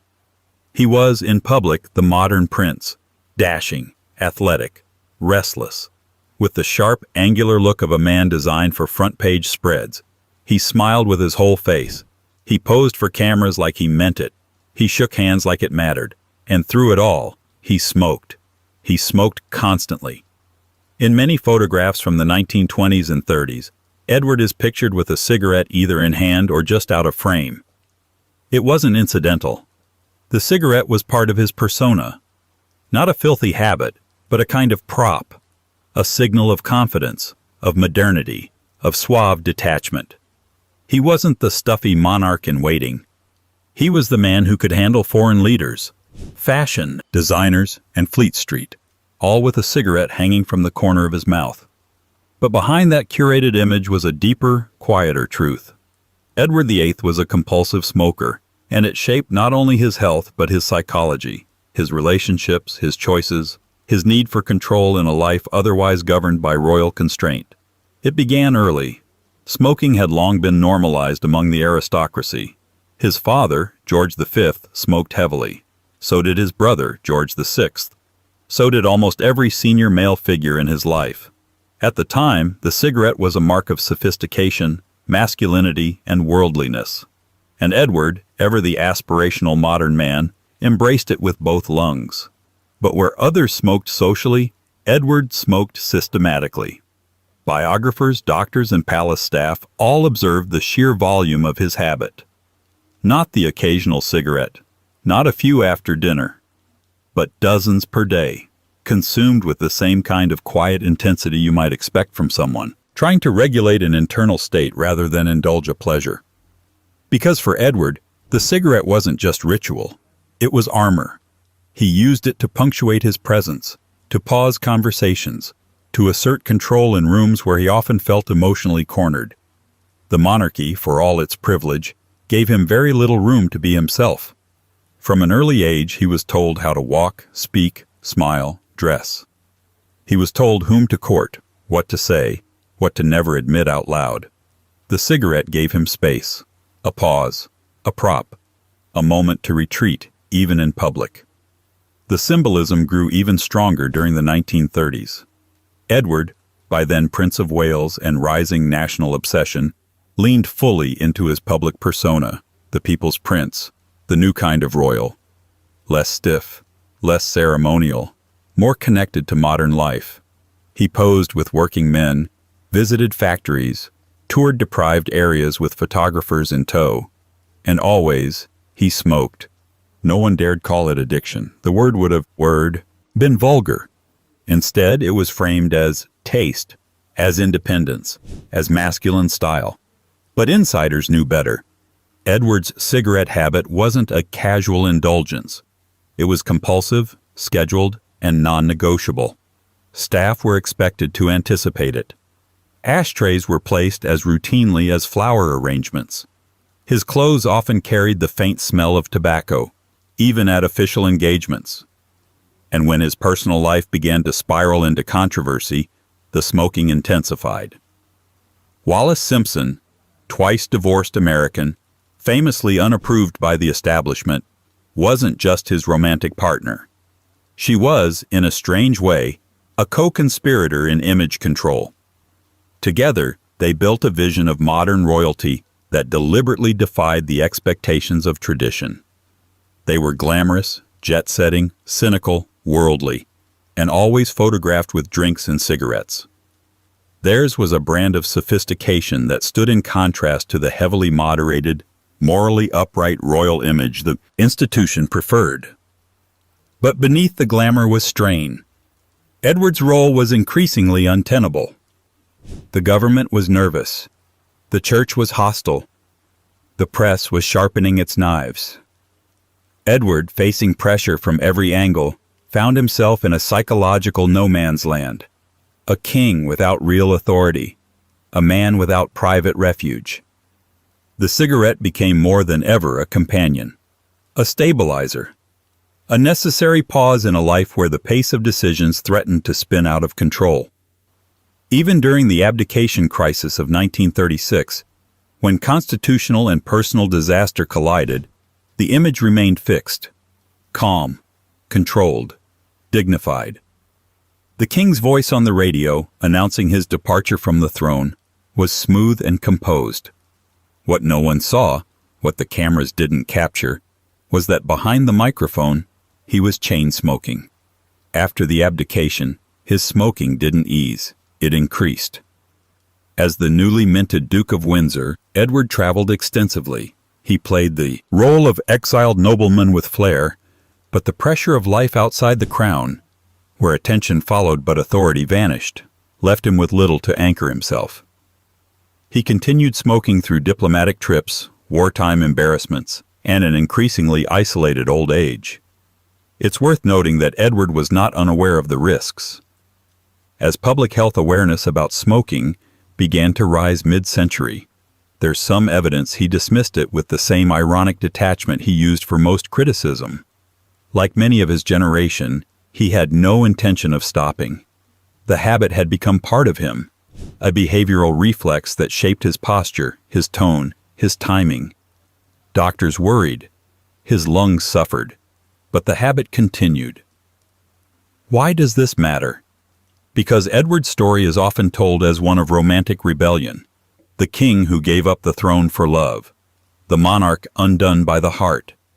But that story, convenient as it is, glosses over the emotional complexity of a man who didn't know how to cope with the tension between image and reality. Smoking was the visible edge of a much deeper need for control through routine. A minor vice in the public eye, but privately, a pacifier. An avoidance. A mechanism for functioning in a system that had demanded performance over authenticity since the moment he could walk. And like so many royal compulsions, it was treated as acceptable, because it was elegant, photogenic, predictable. But it wasn't harmless. Edward's later years were marked by chronic illness, diminished influence, and the lingering presence of a media that had once adored him and now mostly ignored him. The cigarettes never left. He died with them, still a part of his routine. And yet, no official biographies framed it as addiction. No documentaries linger on it. Because the institution, even in exile, preferred narrative neatness. It's easier to say he lost the throne for love than to admit he may have slowly lost himself long before that, in smoke, in performance, in the quiet repetition of a habit that felt like control. And that illusion of control? It haunted more than just Edward. Because while he burned through cigarettes, his brother, George VI, was quietly burning through his own supply, pack after pack, as the pressures of sudden kingship took their toll on body, mind, and voice. The addiction didn't skip a generation, it just changed hands. 12. George VI. George VI did not want the job. He did not want the cameras. He did not want the crown. He did not want to be a living symbol of an empire rapidly coming apart at the seams. And he certainly didn't want to follow his older brother, Edward VIII, who had abdicated with one last romantic flourish, leaving behind a monarchy in PR crisis mode. George wasn't built for attention. He was private, introverted, anxious. A man who stammered under pressure, who preferred silence to spectacle. But the throne didn't care. In 1936, with barely any warning, the Duke of York became King George VI. And almost overnight, a man who'd spent most of his life avoiding the spotlight found himself installed at the very center of it. He turned to cigarettes. More precisely, he relied on them. Because what had once been a background habit quickly became a full-blown dependency. Quiet, constant, and ultimately lethal. George VI was a heavy smoker in a royal line of heavy smokers, but unlike others in the dynasty, he smoked not out of social fashion or aesthetic performance. He smoked because it was the only thing that made the pressure tolerable. You can trace his dependence like a watermark behind every photograph, every broadcast, every carefully rehearsed appearance. He would speak to ministers, nerves barely held in check, then step out of frame and light up. He would review troops, his shoulders tight with tension, then slip into his car and ask for another cigarette. The cigarettes weren't indulgence. They were regulation. Nicotine as emotional scaffolding, one drag at a time. And no one stopped him. Because it was the 1930s and smoking was everywhere. Fashionable, masculine, and medically misunderstood. The health consequences we now take for granted were barely whispered then, even by doctors. For a king under immense pressure, lighting another cigarette wasn't seen as a red flag. It was seen as relief. Necessary. Natural. After all, George VI was not born to reign. He was born to support. As the second son, he had been raised in the long shadow of Edward. Less confident, less charming, more reserved. His early years were marked by physical ailments and a pronounced stammer that made public speaking excruciating. His tutors were frustrated. His father, George V, was unsympathetic. The monarchy didn't know how to raise emotionally sensitive boys. They knew how to raise symbols. So George smoked. He took it up young, and by the time he reached adulthood, the habit had fully taken root. It was there through his naval service, through his marriage, and into his years as Duke of York. It was there when the abdication crisis tore through Buckingham Palace and he was drafted, with barely a moment to protest, into the role of king. The palace needed him to be solid, dependable, a return to seriousness after Edward's scandal. George delivered. He played the part with careful precision. He redefined royal duty not with glamour, but with quiet constancy. And all the while, he smoked. The stress of war accelerated everything. World War II became the crucible of George VI's reign. He stayed in London during the Blitz, walking through the bombed-out rubble, visiting hospitals, meeting citizens. The public adored him for it. He was seen as stoic, fatherly, the very embodiment of calm under fire. But privately, he was struggling. The pressure was immense. The stakes were existential. And his body, though disciplined, was absorbing all of it. He smoked even more. Reports from aides and biographers suggest a rate of 30 to 40 cigarettes a day, sometimes more. Always hand-rolled, always within reach. His fingers, perpetually stained. His lungs, perpetually overworked. Even in meetings, even during travel, even in the brief quiet moments between broadcasts, he lit up. It wasn't just physical, it was psychological. George had few outlets. He wasn't a confider. He didn't rant. He didn't cry in public. Cigarette became his private ritual. A moment of control in a life otherwise dictated by duty and surveillance. It calmed his nerves. It steadied his voice. It gave him something to do with his hands when his thoughts threatened to spiral. It also destroyed his health. By the late 1940s, the damage was visible. He developed a persistent cough, then more severe respiratory symptoms. Doctors noticed, but the diagnosis came late. In 1949, he underwent surgery to improve circulation. In 1951, a part of his lung was removed. The press downplayed it. The palace issued vague statements. The monarchy still hadn't adjusted to the idea of medical transparency. But behind the scenes, everyone knew. The king's health was in sharp decline and smoking was at the center of it. His heart was struggling. His breathing was labored. His doctors begged him to slow down, to cut back. He didn't. Or perhaps he couldn't, because by then, the habit had become so central to his functioning that removing it would have been like removing a limb. He smoked during recovery. He smoked during brief periods of public engagement. Even as the monarchy prepared contingency plans, even as his daughter Elizabeth began taking on more public duties, George continued the routine. His final years were measured in fatigue and smoke. And then, in February 1952, he died in his sleep. The cause was thrombosis, exacerbated by cancer, a chain reaction of health breakdowns, all tracing back to a compulsion everyone saw, but no one dared name for what it was: addiction. And yet, history treats him kindly, because George VI represented something bigger than his vices. He became the wartime king, the reluctant hero, the quiet strength behind the throne. His smoking was reframed as stress relief. His illness was treated as tragedy. His image, carefully curated in documentaries and royal histories, rarely lingers on the cigarettes. But they were always there. You can see them in the corners of press photos, on his desk during wartime broadcasts, in ashtrays just out of frame in newsreels. The monarchy, as always, managed the optics. The public saw dignity. What they didn't see was the dependency just beneath it. Because George VI's story is not one of indulgence. It's one of compromise. He gave everything the monarchy demanded: his voice, his health, his privacy, and in return, he took whatever small comforts he could control: a pack of cigarettes, a moment alone, a breath, however short, that felt like his own. And so, the pattern continued, because while George tried to hold the line, his son, and even his own father, had already been caught in the same spiral. The cigarettes didn't start with him, and they wouldn't end there.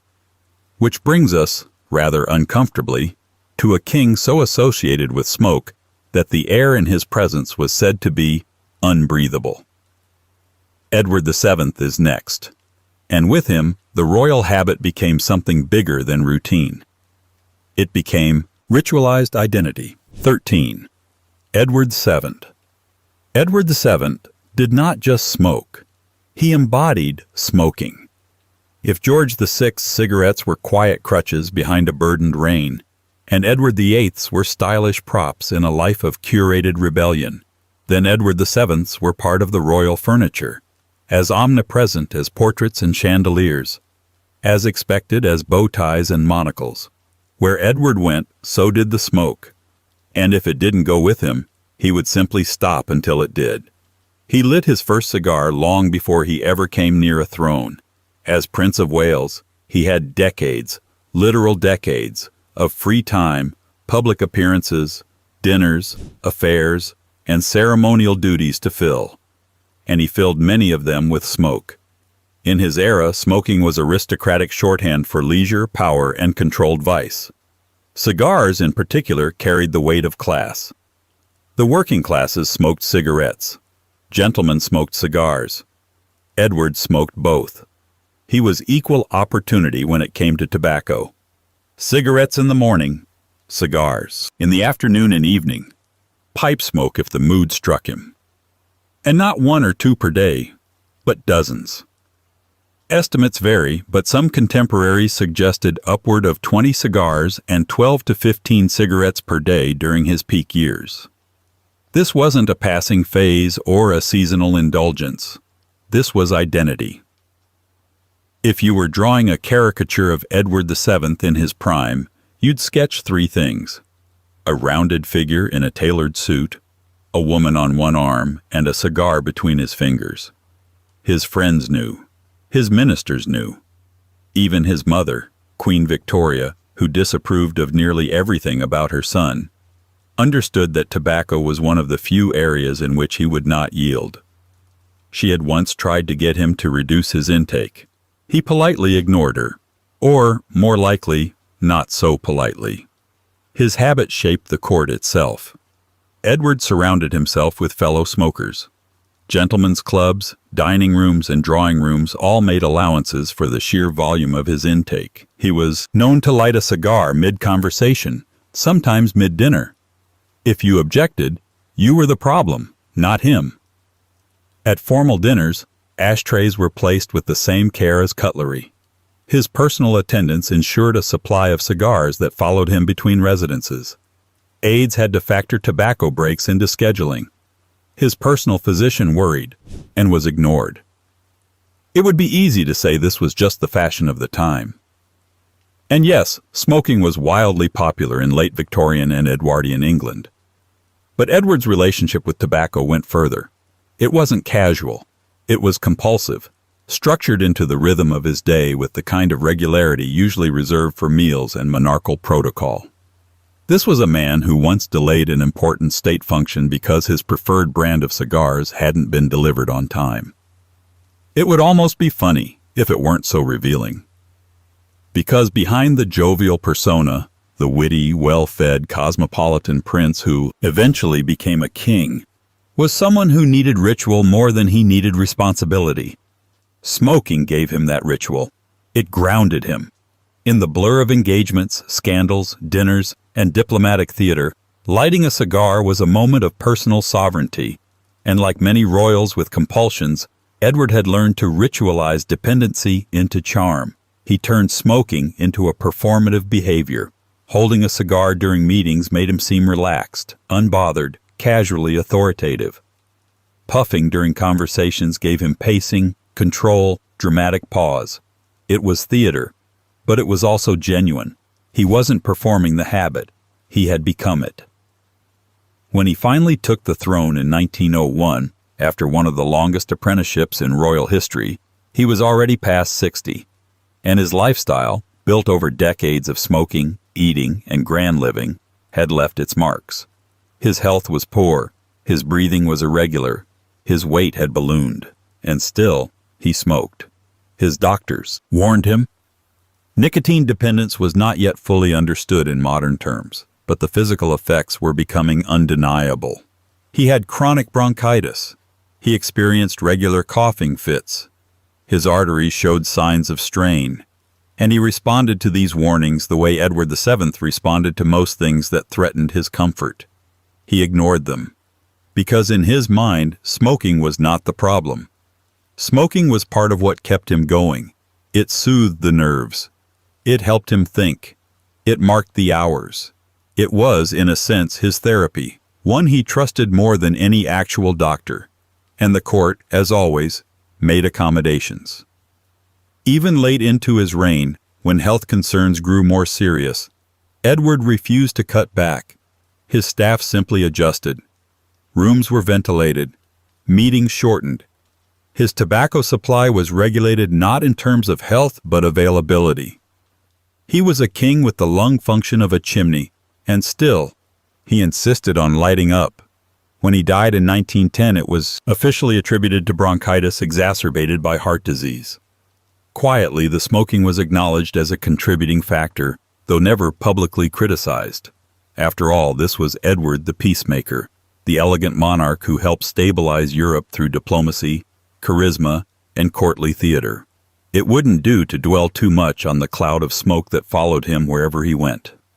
And so, as with many royal compulsions, the narrative was softened.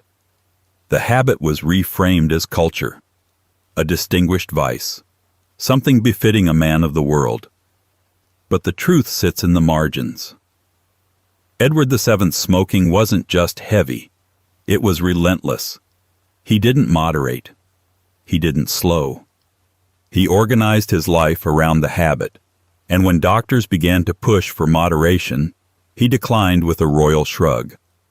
Because for Edward, smoking was more than enjoyment. It was structure. It was power. It was a habit that bent the court to his needs, not the other way around. And the monarchy, though, as usual, adapted. Even his son, George V, picked up the habit and then passed it on. Because in royal life, addictions aren't always viewed as threats. Sometimes they're treated as tradition. And so, Edward VII's legacy lingered, sometimes literally, in the air. Which brings us next to his son, George V, the serious one, the stamp collector, the model of royal discipline. But even he wasn't immune. Because while George V carefully preserved the monarchy's image through catalogued philately, he too inhaled the family habit, cigarette after cigarette, ritual after ritual, until it became something far more dangerous than tradition. 14. George V. George V was supposed to be the antidote. After Edward VII's long, smoke-wreathed reign of aristocratic indulgence and diplomatic schmoozing, the monarchy needed a dose of discipline. A bit of sobriety. Fewer cigars, fewer scandals, more stability. And George V, his second son, the spare who unexpectedly became the heir, was perfectly cast for the role. He was quieter, more reserved, unapologetically traditional. Where his father filled rooms with laughter and cigar smoke, George filled them with silence and punctuality. He didn't charm, he administered. He didn't throw lavish parties. He kept detailed schedules and filed letters with military precision. But for all the differences, the smoke never really left. Because George V, the king who cultivated an image of restraint and seriousness, was also a heavy smoker. Less flamboyant than his father, perhaps, but no less dependent. His cigarettes weren't flashy accessories or social cues. They were more like equipment, essential to function, seamlessly integrated into every room he entered, every meeting he held, every pause between royal duties. He was said to have smoked all day, every day. No dramatic flair, no cigar-pointing anecdotes, just the steady, quiet burn of habit. It's one of the stranger contradictions in royal storytelling. George V, the monarch of continuity, the unshakable anchor through World War I and constitutional reform, was also deeply entrenched in nicotine dependence. But because his version of addiction wasn't photogenic or scandalous, it was allowed to pass as personality. His reign began in 1910 under the heavy expectation of cleanup. The monarchy had survived Edward VII's exuberant rule with its dignity mostly intact, but the press was growing louder, republicanism was quietly gaining traction, and modernity was creeping into British life with unnerving speed. George V's answer? Control everything. And that meant everything. Dress codes, scheduling, state papers, public appearances, royal Christmas traditions, even the exact placement of paperweights on desks. He reshaped the monarchy into a more austere, more managed institution. Less spectacle, more ritual. Less charm, more continuity. But even the most buttoned-up kings need an outlet. And for George, that outlet was filtered through smoke. Cigarettes became part of his emotional plumbing. They structured his day. A way to breathe between duties, or at least appear to. Staff quickly adapted to his habits. Ashtrays were kept immaculately placed. Courtiers were expected to anticipate his smoking preferences. The king's study always had a faint smell of tobacco, woven into the furniture, the curtains, even the paper. And as with many royal compulsions, no one dared intervene. Because George V was a man of consistency, and to disrupt that consistency, no matter how unhealthy, felt unthinkable. By all accounts, he was not a man of big emotions. He was formal with his children, courteous but distant with staff, and rarely expressive in public. His affection was rarely verbal, his praise even rarer. The cigarette, in a strange way, stood in for intimacy. It gave him pause, space, something to do when words weren't enough or weren't appropriate. He smoked through conversations, through family gatherings, through cabinet briefings. It wasn't an event. It was simply part of the man. And like his father before him, George's smoking was more than a routine. It was a reflex, not just physical, but psychological, especially during the war. World War I placed enormous strain on the monarchy. Anti-German sentiment surged. The royal family's Germanic surname, Saxe, Coburg, and Gotha, suddenly became a political liability. In 1917, George took the bold step of rebranding the family name to Windsor, scrubbing away German associations with a single stroke of PR brilliance. It worked. The monarchy weathered the storm. But behind the composed, public image, George was reportedly exhausted, haunted by the pressures of wartime leadership and the collapse of cousin monarchies across Europe. Russia, Germany, Austria-Hungary. All gone. All royal cousins. All reminders that crowns were no longer immune to consequence. And through it all, he smoked. The habit, already deep-rooted, became more entrenched. The quiet act of lighting a cigarette became a kind of meditative gesture. A brief moment of solitude in a life where nearly every other moment was choreographed. His health, predictably, began to show signs of strain. By the mid-1920s, George V suffered repeated bouts of bronchitis. His voice grew weaker. His energy faltered. Yet he continued his duties, continued his routines, and, of course, continued smoking. Because the monarchy doesn't bend easily. And neither did he. Doctors expressed concern. His family noticed the physical toll. But as with many men of his generation, and many royals in particular, George V treated health warnings as background noise. The cigarette stayed. By the time he entered his 60s, the damage was evident. His breathing became increasingly labored. He developed chronic lung issues. In 1928, he suffered a serious bout of septicemia, which left him bedridden for months. And yet, even as his body rebelled, the habit endured. Because by then, it wasn't just about pleasure. It was about identity maintenance. The calm, unflappable king could not be seen unraveling. The cigarettes helped maintain the illusion, even if they were slowly killing him. His final years were marked by increasing frailty, though the public was shielded from much of it. Behind palace walls, he moved more slowly. He tired easily. His voice cracked. And he kept smoking. When he died in January 1936, after a long illness, the official cause was recorded as bronchial infection and heart failure. Unofficially, everyone knew the cigarettes were a major factor, but the press, out of deference, didn't linger on that. His legacy was framed around duty, wartime leadership, and his successful efforts to modernize the monarchy without undermining its mystique. The smoke was part of the scenery, not part of the story. And that's the enduring irony. George V, monarch of order, of image, of routine, was consumed by the same compulsion that had shaped and shortened the lives of both his father and his sons. But because he wrapped it in silence and consistency, it was never quite labeled as addiction. It was just him. That's how addiction survives in royal households. Not by hiding in the shadows, but by being treated as unremarkable. And so, while George V's addiction took his health, it left his legacy untouched. His story became one of quiet strength and imperial grace. The nicotine stains on his fingers never made the history books. But they were there. In every treaty signed. In every speech rehearsed. In every photo where he stood stiff, expressionless, holding a cigarette like it was part of his uniform. Which brings us to someone else who wore their addiction less as armor and more as rumor.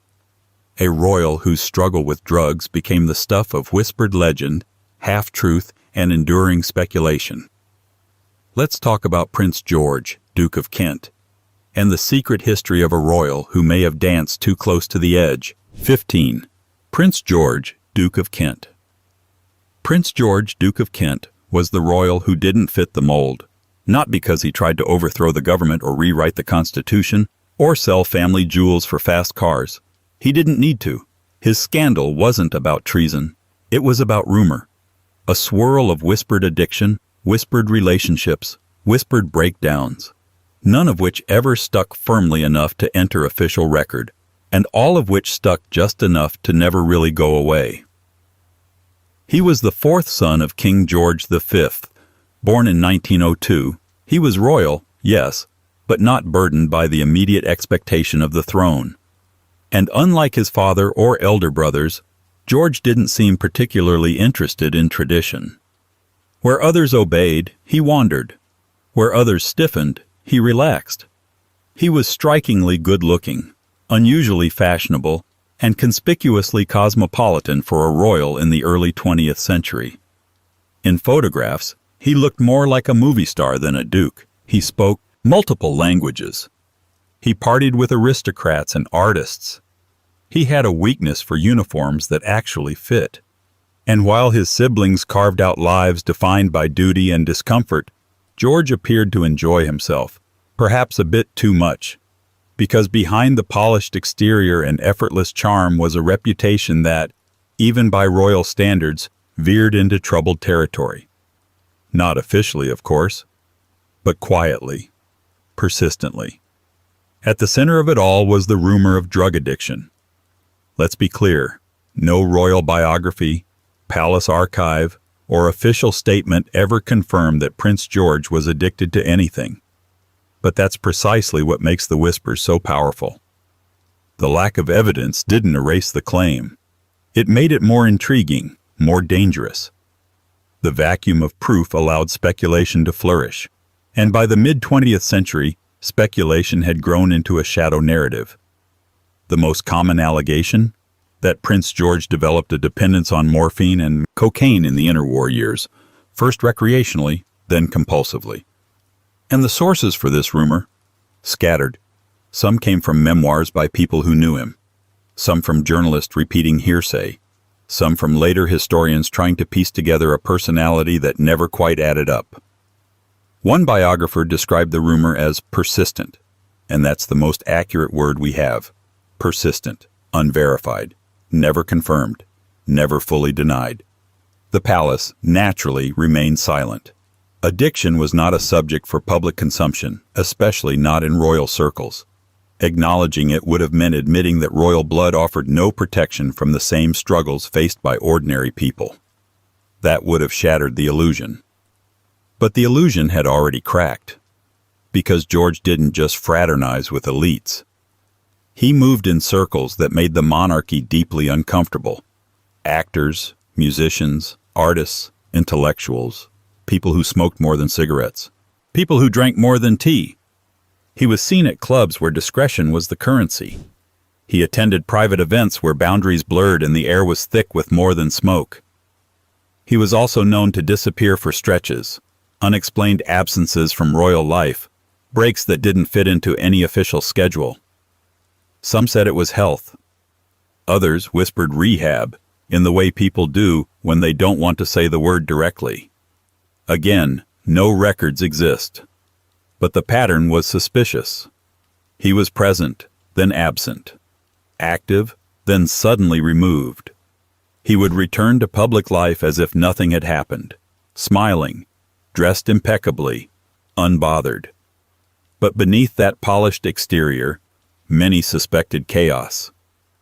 He had a long list of rumored romantic entanglements, both men and women. Some confirmed, some denied, some simply too messy to clarify. His relationship with his wife, Princess Marina of Greece and Denmark, was real, but complicated. They had children. They performed their royal duties. But insiders suggested it was more of an arrangement than a romance.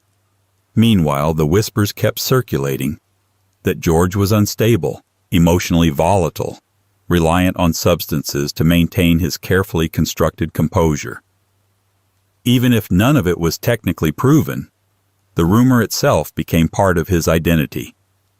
And that's what sets Prince George apart. He didn't need to confess. He didn't need to be caught. In the public imagination, he might have been addicted. That possibility was enough to write him into the history of royal compulsion, because even as the palace tried to project unity, tradition, and continuity, George was a quiet reminder that some royals lived behind different curtains, where expectations didn't restrain behavior, only concealed it, where the line between coping mechanism and public persona blurred. And then, at 39, he died. The year was 1942. World War II was in full swing. George, who had returned to active duty in the Royal Air Force, was flying on official business when his plane crashed in Scotland. 13 people were on board. Only one survived. George was not the survivor.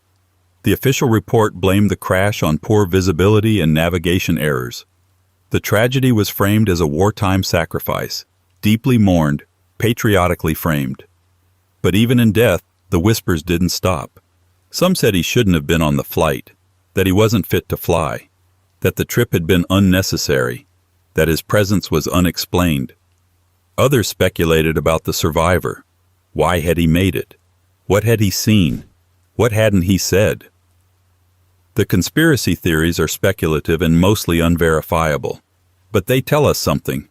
People didn't believe the official story, or rather, they believed there was more to it, that something had been hidden, that addiction, or instability, or something darker had played a role. Again, no proof, but the lack of proof only fueled the legend. Today, Prince George is rarely discussed outside royal genealogy charts or footnotes in biographies of his better-known relatives.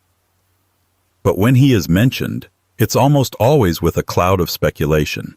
The drug rumors, the wild lifestyle, the mysterious death.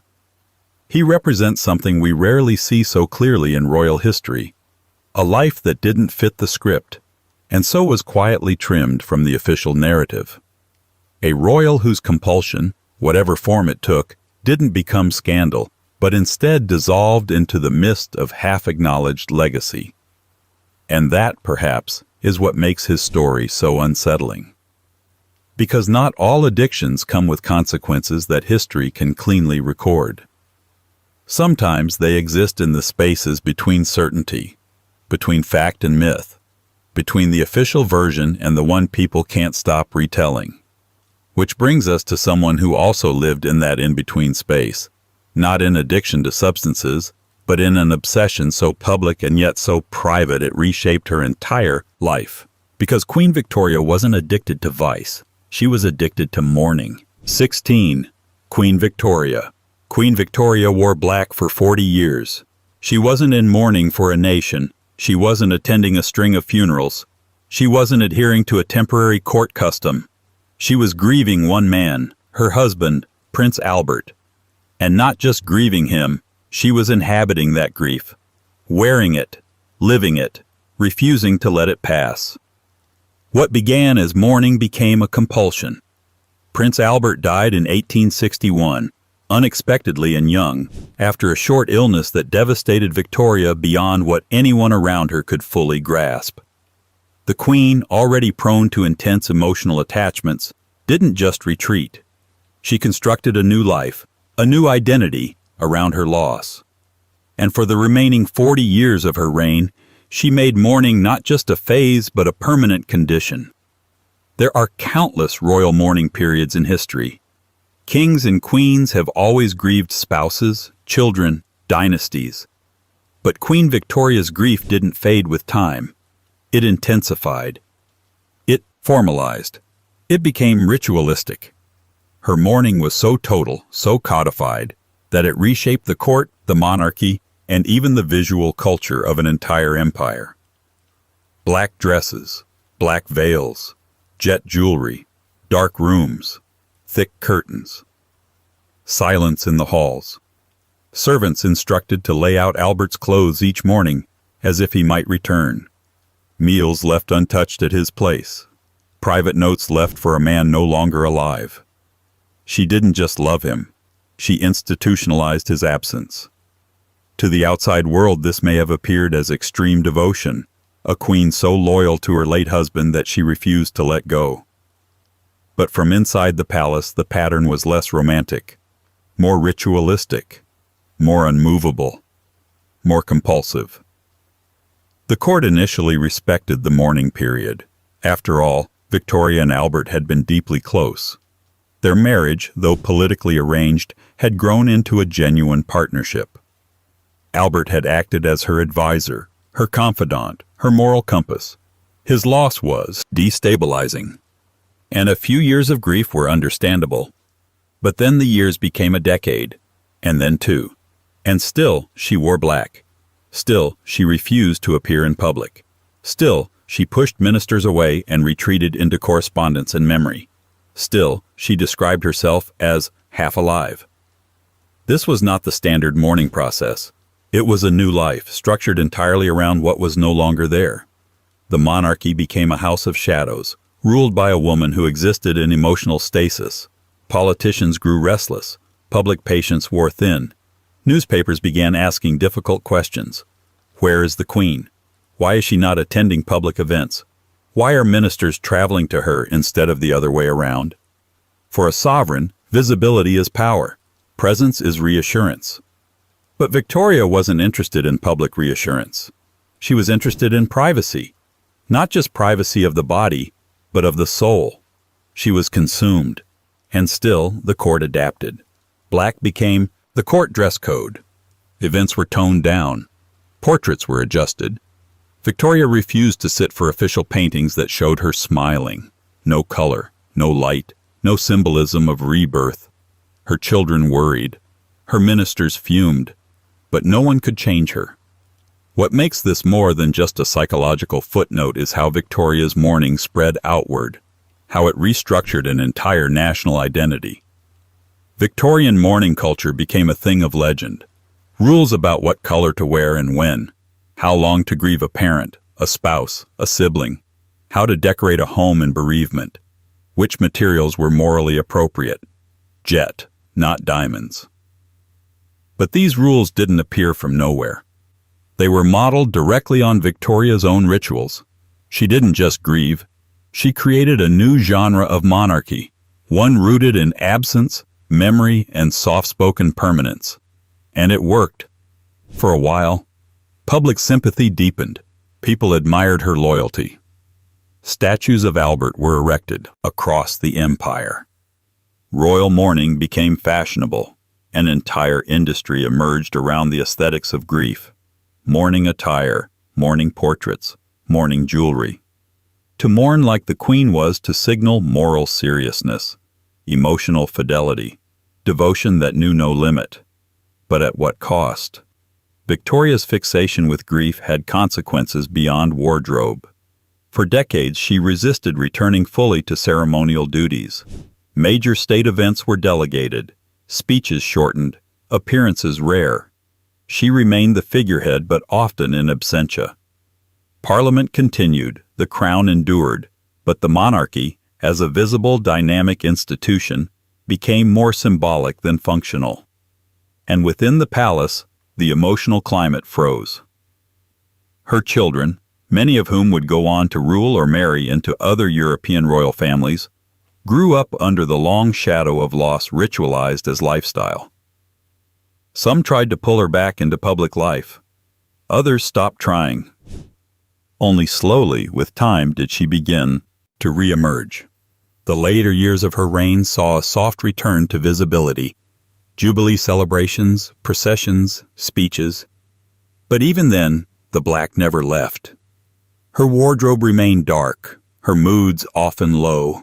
She never remarried, never referred to another man with the same warmth.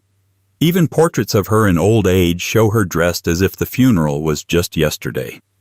Modern historians struggle with how to classify this. Was it clinical depression, a trauma response, ritualized grief, obsessive behavior? Perhaps all of the above. But whatever it was, it became unquestionable. No one challenged her mourning because it had become, in a sense, sacred. Even the monarchy learned to adapt around it. Victoria's mourning reshaped not only the culture of grief, but the political theater of monarchy. For the first time, a queen was ruling not through presence, but through absence made visible. Her sorrow became state doctrine. Her memory-keeping became national policy, and when she died in 1901, her funeral was not just an end to a reign, it was the conclusion of a 40-year mourning performance. Her legacy wasn't just empire or diplomacy, it was how to grieve at scale, how to take private emotion and turn it into a social institution. But as with all compulsions, what began as coping became routine, and what became routine calcified into identity. Victoria wasn't addicted to sadness. She was addicted to structure. Mourning gave her something stable, predictable, a framework she could control, in a world that had stolen the person who made her feel grounded. And that need for control through personal excess? It didn't die with her. because her descendant, George IV, was just as obsessed with structure. But his came in the form of display, fashion, architecture, excess, and the belief that, with enough fabric and gold leaf, you could make monarchy look eternal, even when the man inside the palace was unraveling. Next, the king who dressed like a god and spent like a gambler and called it governance. 17. George IV, fashion and display as compulsion. George IV was the king who never met a mirror he didn't love or redesign. He wasn't content to be royal. He needed to look royal, breathtakingly so, excessively so, obsessively so. Not just crowned but costumed, choreographed, and consumed by the visual theater of monarchy. George IV didn't merely wear fashion, he weaponized it. He didn't just commission buildings, he constructed palaces around his ego and taste. His reign was an empire of velvet, embroidery, and mirrored ceilings, all hiding the cracks beneath. He was, by most accounts, a compulsive performer, and his stage was everywhere.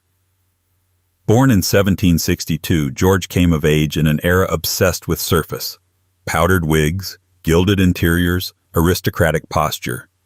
But he took things a step further. As Prince of Wales, then Prince Regent, and finally king from 1820 to 1830, he didn't just indulge in royal style. He disappeared into it. The clothes first. Always the clothes. George IV changed outfits multiple times a day. Not for hygiene, not for function, for the performance.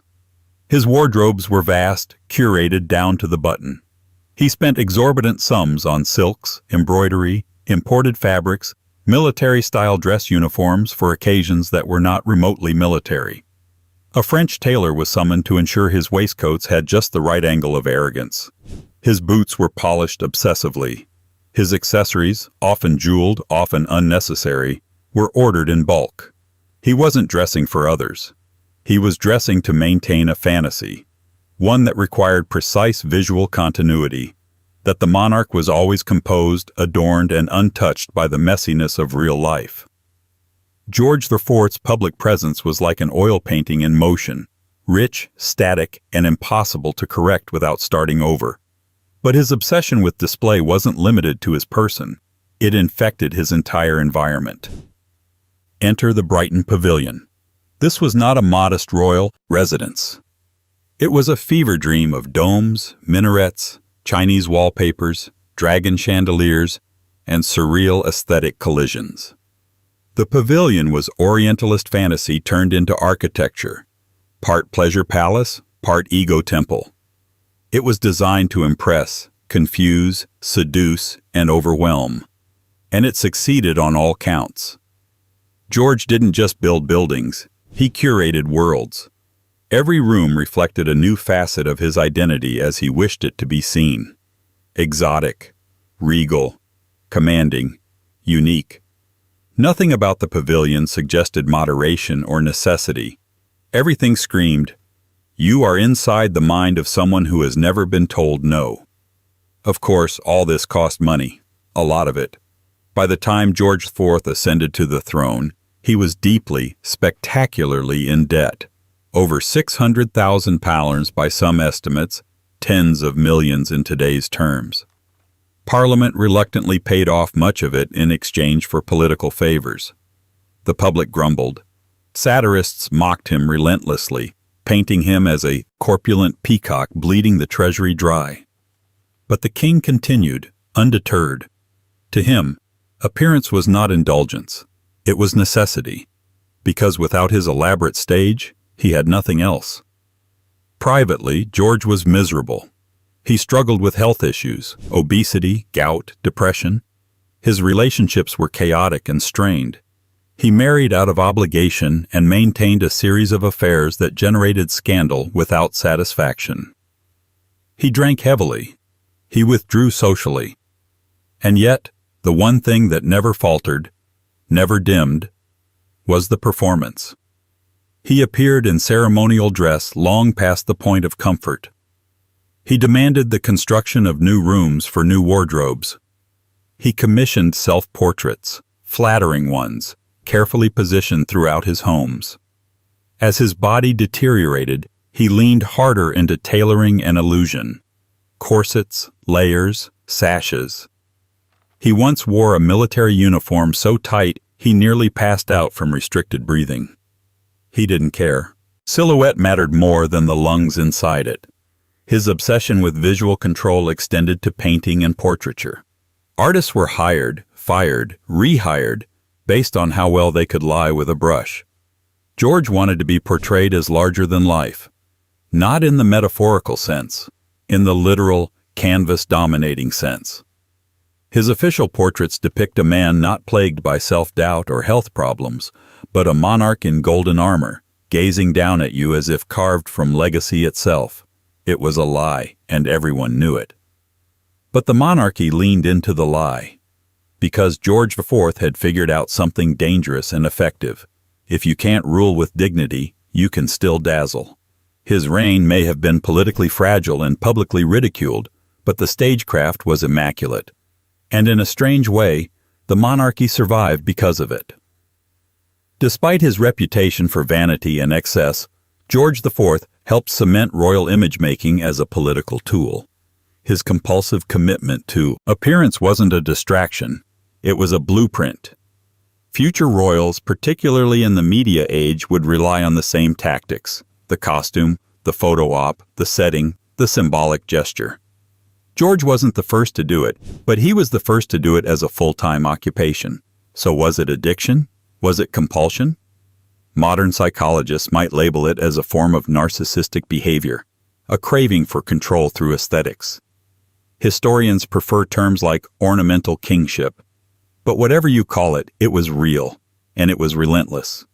He couldn't stop, even as his finances collapsed, even as public criticism intensified, even as his body failed him. Because the garments, the interiors, the mirrors, those were the only things he could perfect. The only parts of monarchy he could still master. The rest, governance, diplomacy, intimacy, had long since escaped him. And perhaps that's the saddest part. George IV didn't believe in himself, but he believed in image, and so he lived inside one, polishing the frame, adjusting the lighting, spending endless amounts of borrowed money to maintain the illusion of glory that never quite reached his heart. He died in 1830, alone and physically broken, surrounded by the spoils of his own fantasy. The garments still hung in closets. The pavilion still shimmered in its architectural hallucination. But the man behind the curtain had long stopped performing for himself. History remembers him as vain, decadent, and ridiculous. But under the layers of gold braid and velvet, there was a man trying desperately to be enough, not through action or integrity, but through costume and stagecraft. 18. Henry VIII, sporting risk fixation. Henry VIII didn't just rule England, he performed it. He was the very picture of what a Renaissance king believed he should be: muscular, brave, imperious, and above all, dangerous in tights. But under the regal pageantry and political maneuvering, Henry's deepest fixation was not with conquest or succession or reform. It was with risk, specifically physical risk. Public, performative, bruising, ego-charged risk. The kind that involved a horse charging at full speed, a metal pole aimed at another man's chest, and absolutely no plan for aging gracefully. Because Henry VIII didn't just enjoy sports, he was addicted to spectacle through violence, especially when he could be at the center of it. And no event fed that craving quite like the tournament. Let's be clear, jousting wasn't a hobby, it was a political weapon. For a king in the early 16th century, it was proof of masculinity, divine favor, and military virility. The tournament was equal parts sport, theater, and monarchy marketing campaign. Henry used it constantly. He trained obsessively. He designed his own armor. He rode into jousts like he was storming France. And even when his advisors, and later his doctors, urged him to stop, he refused. Because the risk wasn't a side effect. It was the point. He wanted to be seen risking everything over and over again in a ritual of royal athleticism that was equal parts testosterone and theatrics. And the injuries? Well, they came. And they stayed. As a young man, Henry was built like a war god, over 6 feet tall, broad-chested, shockingly agile for a man of royal birth. He ran, jumped, danced, hunted, fenced, and fought. Courtiers compared him to Achilles. Foreign ambassadors wrote home in awe. He wasn't just a monarch. He was England's idea of itself, victorious, youthful, invincible. But his need to prove that image again and again became his own undoing. Jousting was dangerous for everyone. For Henry, it was more so, because he refused to stop even as the stakes grew higher. His first major tournament injury occurred in his 30s, and it was severe. He was knocked from his horse, landed hard, and was reportedly unconscious for hours. His physicians feared brain damage. The court feared a succession crisis. The country held its breath. But Henry survived. And the first thing he did afterward? He got back on the horse. Because to stop jousting would have meant admitting vulnerability, and to admit vulnerability would be to lose the one thing he seemed to value more than anything: control through physical power. His courtiers privately panicked. His counsel quietly suggested alternative forms of exercise. Henry ignored them all. He needed the ritual, the pageantry, the collision of man, beast, and steel. By the time he reached his 40s, Henry's injuries began to compound. He developed chronic leg problems, ulcers, swelling, intense pain, likely caused by earlier falls and aggravated by the pressure to keep performing like a younger man. But he still rode. He still fought. He still refused to accept the body's limits. Because this was not about sport anymore. It was political theater, a statement to his court and his people that their king was still strong, still chosen by God, still capable of physical dominance. The most infamous incident came in 1536. Henry entered a joust in Greenwich. As usual, he wore full armor. As usual, he charged with reckless enthusiasm. And this time, he fell. Hard. The horse crushed him. The impact was brutal. He was knocked unconscious again, some say for 2 hours. The country waited once more to see if its king would wake up. He did. But he was never the same. This injury, the second catastrophic one, changed Henry physically, and many historians argue, psychologically. His legs deteriorated rapidly. He gained weight. He became more paranoid, more volatile, more isolated. It wasn't just the pain, it was the loss of identity. Without the tournaments, without the hunts, without the chance to throw himself into danger to feel powerful, Henry began to unravel. And yet, even as his body broke down, his obsession with physical dominance never left him. He turned his focus to hunting, less dangerous but still performative. He took enormous pride in killing dozens of animals in a single day. He had specially constructed hunting grounds, elaborate equipment, and a retinue of attendants tasked with making him feel like a predator, not a man falling apart. But the cracks were showing. By the end of his reign, Henry VIII was obese, immobile, and plagued by chronic wounds. He could no longer mount a horse. He could barely walk. His once heroic figure was now hidden behind layers of padding, drapery, and increasingly symbolic armor. But the memory of his sporting days, the tournaments, the hunts, the rituals of risk, was preserved carefully in court art, poetry, and legend. It was the myth that had mattered all along. Not the man, but the spectacle. And like so many royal fixations, Henry's obsession with physical risk wasn't framed as addiction in his lifetime. It was framed as virtue, strength, valor, masculinity, divine favor. It wasn't until later, when historians began connecting the dots between his injuries, his moods, his governance style, that the full cost of this compulsion became clear. The jousts were not harmless pageants. They were inflection points, moments where a single fall could change the fate of the realm. And they did.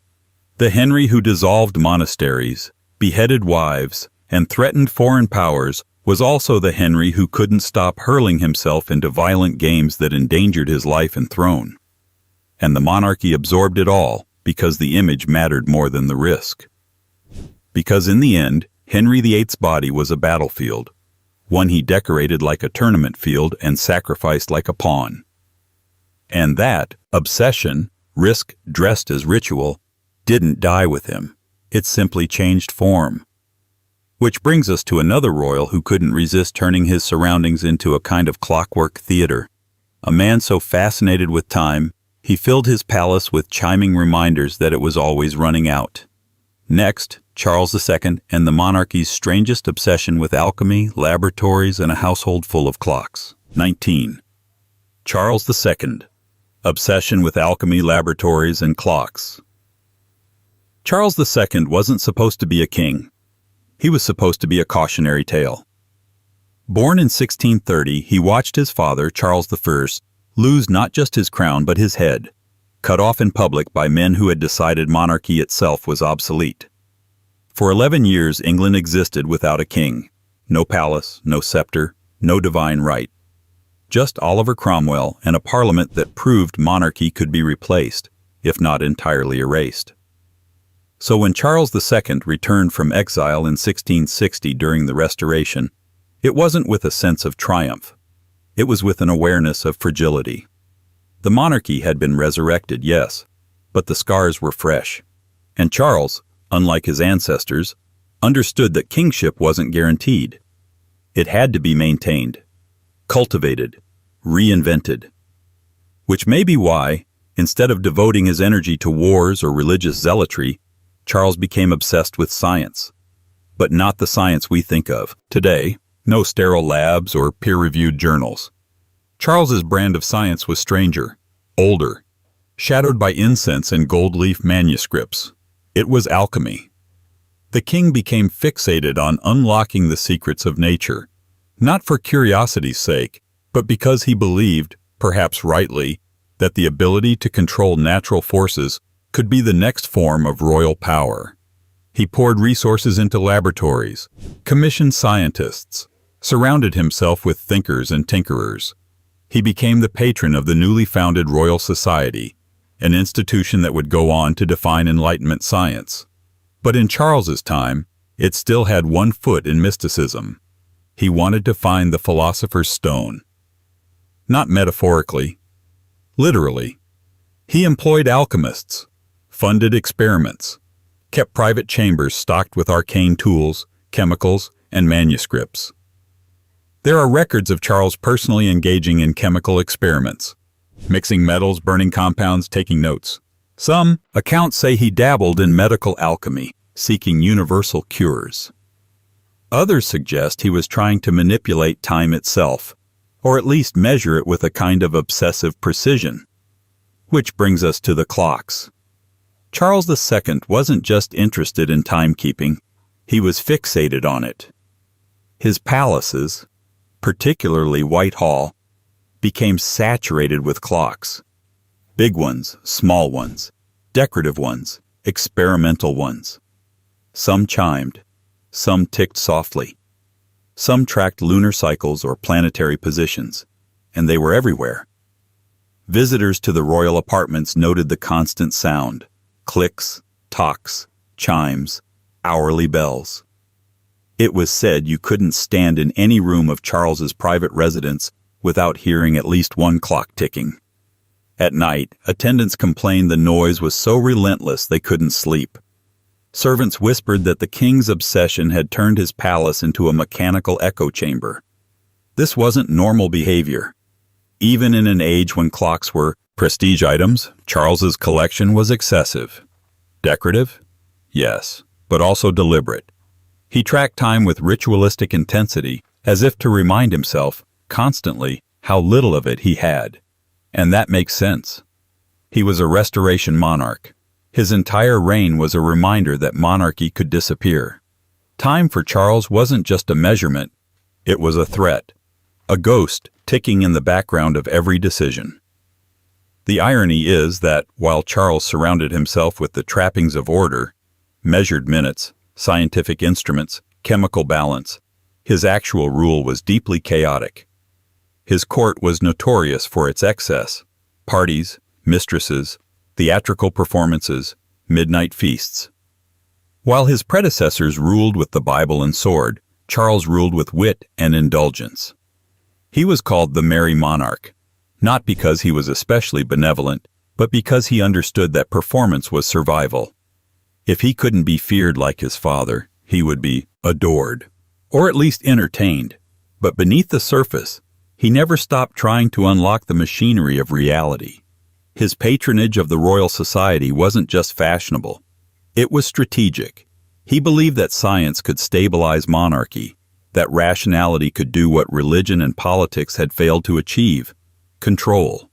Yet his own scientific passions were frequently bizarre.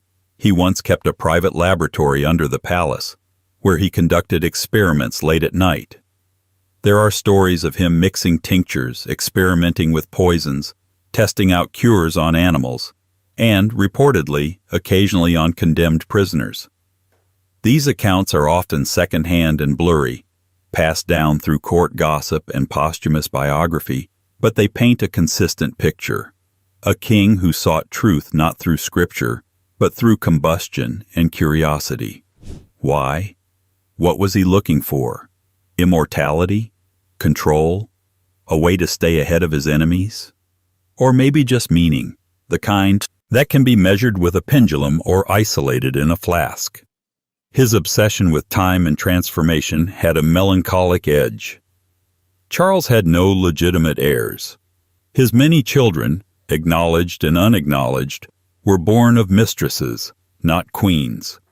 His relationship with Parliament was rocky. His religious leanings ambiguous. He ruled in the shadow of revolution and died in the shadow of uncertainty. Even at the end, Charles's relationship with science remained strange. On his deathbed in 1685, after a sudden and severe illness, he reportedly apologized to those around him for being such an unconscionable time a-dying. A dry, self-aware quip from a man who had spent his life surrounded by clocks, trying to measure the immeasurable. And then, silence. The ticking stopped. What makes Charles II's obsession so fascinating is how non-scandalous it seemed at the time. He wasn't drunk in public. He didn't bankrupt the country with baccarat. He didn't imprison dissenters over dice games. But his fixation with transformation, of metals, of time, of self, was just as compulsive, just as revealing. He wanted to engineer permanence, in monarchy, in matter, in minutes. But what he built ultimately was a ticking world that couldn't outpace death or disorder. His laboratories fell into disuse. His clocks were sold off or silenced. The Royal Society moved on to real science, and Charles himself became a footnote, an eccentric king, vaguely remembered for his parties, periwigs, and experiments that never quite worked. But maybe that's the lesson. 20. Queen Mary, list-making, labeling, and the compulsion for order. Queen Mary did not trust chaos. She didn't trust memory, instinct, or improvisation either. What she trusted were lists, labels, dockets, index cards, small handwritten notes that turned the world into something sortable, containable, and, most importantly, knowable. If George V soothed himself with stamps, Queen Mary soothed herself by cataloging reality. Not metaphorically, literally. She listed objects. She labeled drawers. She annotated furniture. She documented provenance with the seriousness of a museum registrar and the persistence of someone who could not rest until everything had a name, a place, and a written explanation for why it belonged there. To outsiders, this was efficiency. To insiders, it was something closer to a compulsion. Mary of Teck grew up without certainty. Her family was aristocratic but not wealthy. Titles existed, but money did not always follow. Her childhood was defined by careful budgeting, frequent moves, and a constant awareness that status could evaporate if it wasn't managed properly. Nothing was assumed permanent. Everything had to be accounted for. That mindset never left her. When she married George V and became queen consort, she didn't relax into luxury. She systematized it. The royal household, which had long operated on tradition and habit, suddenly found itself under the quiet command of a woman who wanted documentation. Mary didn't just want to know what the crown owned. She wanted to know where it came from, where it had been, and where it should go next. She turned palaces into archives. Drawers were labeled, cabinets catalogued, jewelry tagged, paintings indexed. Objects that had once floated vaguely through generations of royal use were suddenly assigned identities. Nothing was just a chair. It was the chair from this reign, gifted by this person, used on this occasion. And it was written down, endlessly. Mary kept notebooks filled with lists, dense, meticulous, almost obsessive. Lists of objects, lists of rooms, lists of where items had been seen and where they ought to be returned. She corrected labels written by others. She rewrote inventories she found insufficiently precise. She cross-checked memories against records. If something was misplaced, she noticed.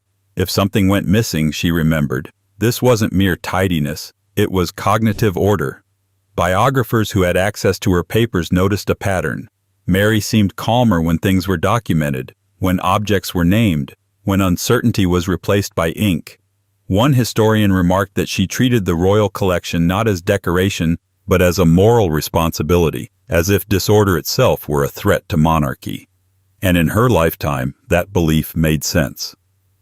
Mary lived through the collapse of multiple European monarchies. Cousins were exiled, thrones vanished, royal possessions were looted, burned or sold off in revolutions that moved faster than anyone could catalog. To Mary, the lesson was obvious. What isn't recorded doesn't survive. So she recorded everything. Her fixation with order extended beyond objects into procedure. She created filing systems for correspondence. She insisted on proper documentation for gifts. She annotated family histories. She corrected genealogies. She believed that monarchy wasn't just bloodline, it was record-keeping. Without lists, crowns were just hats.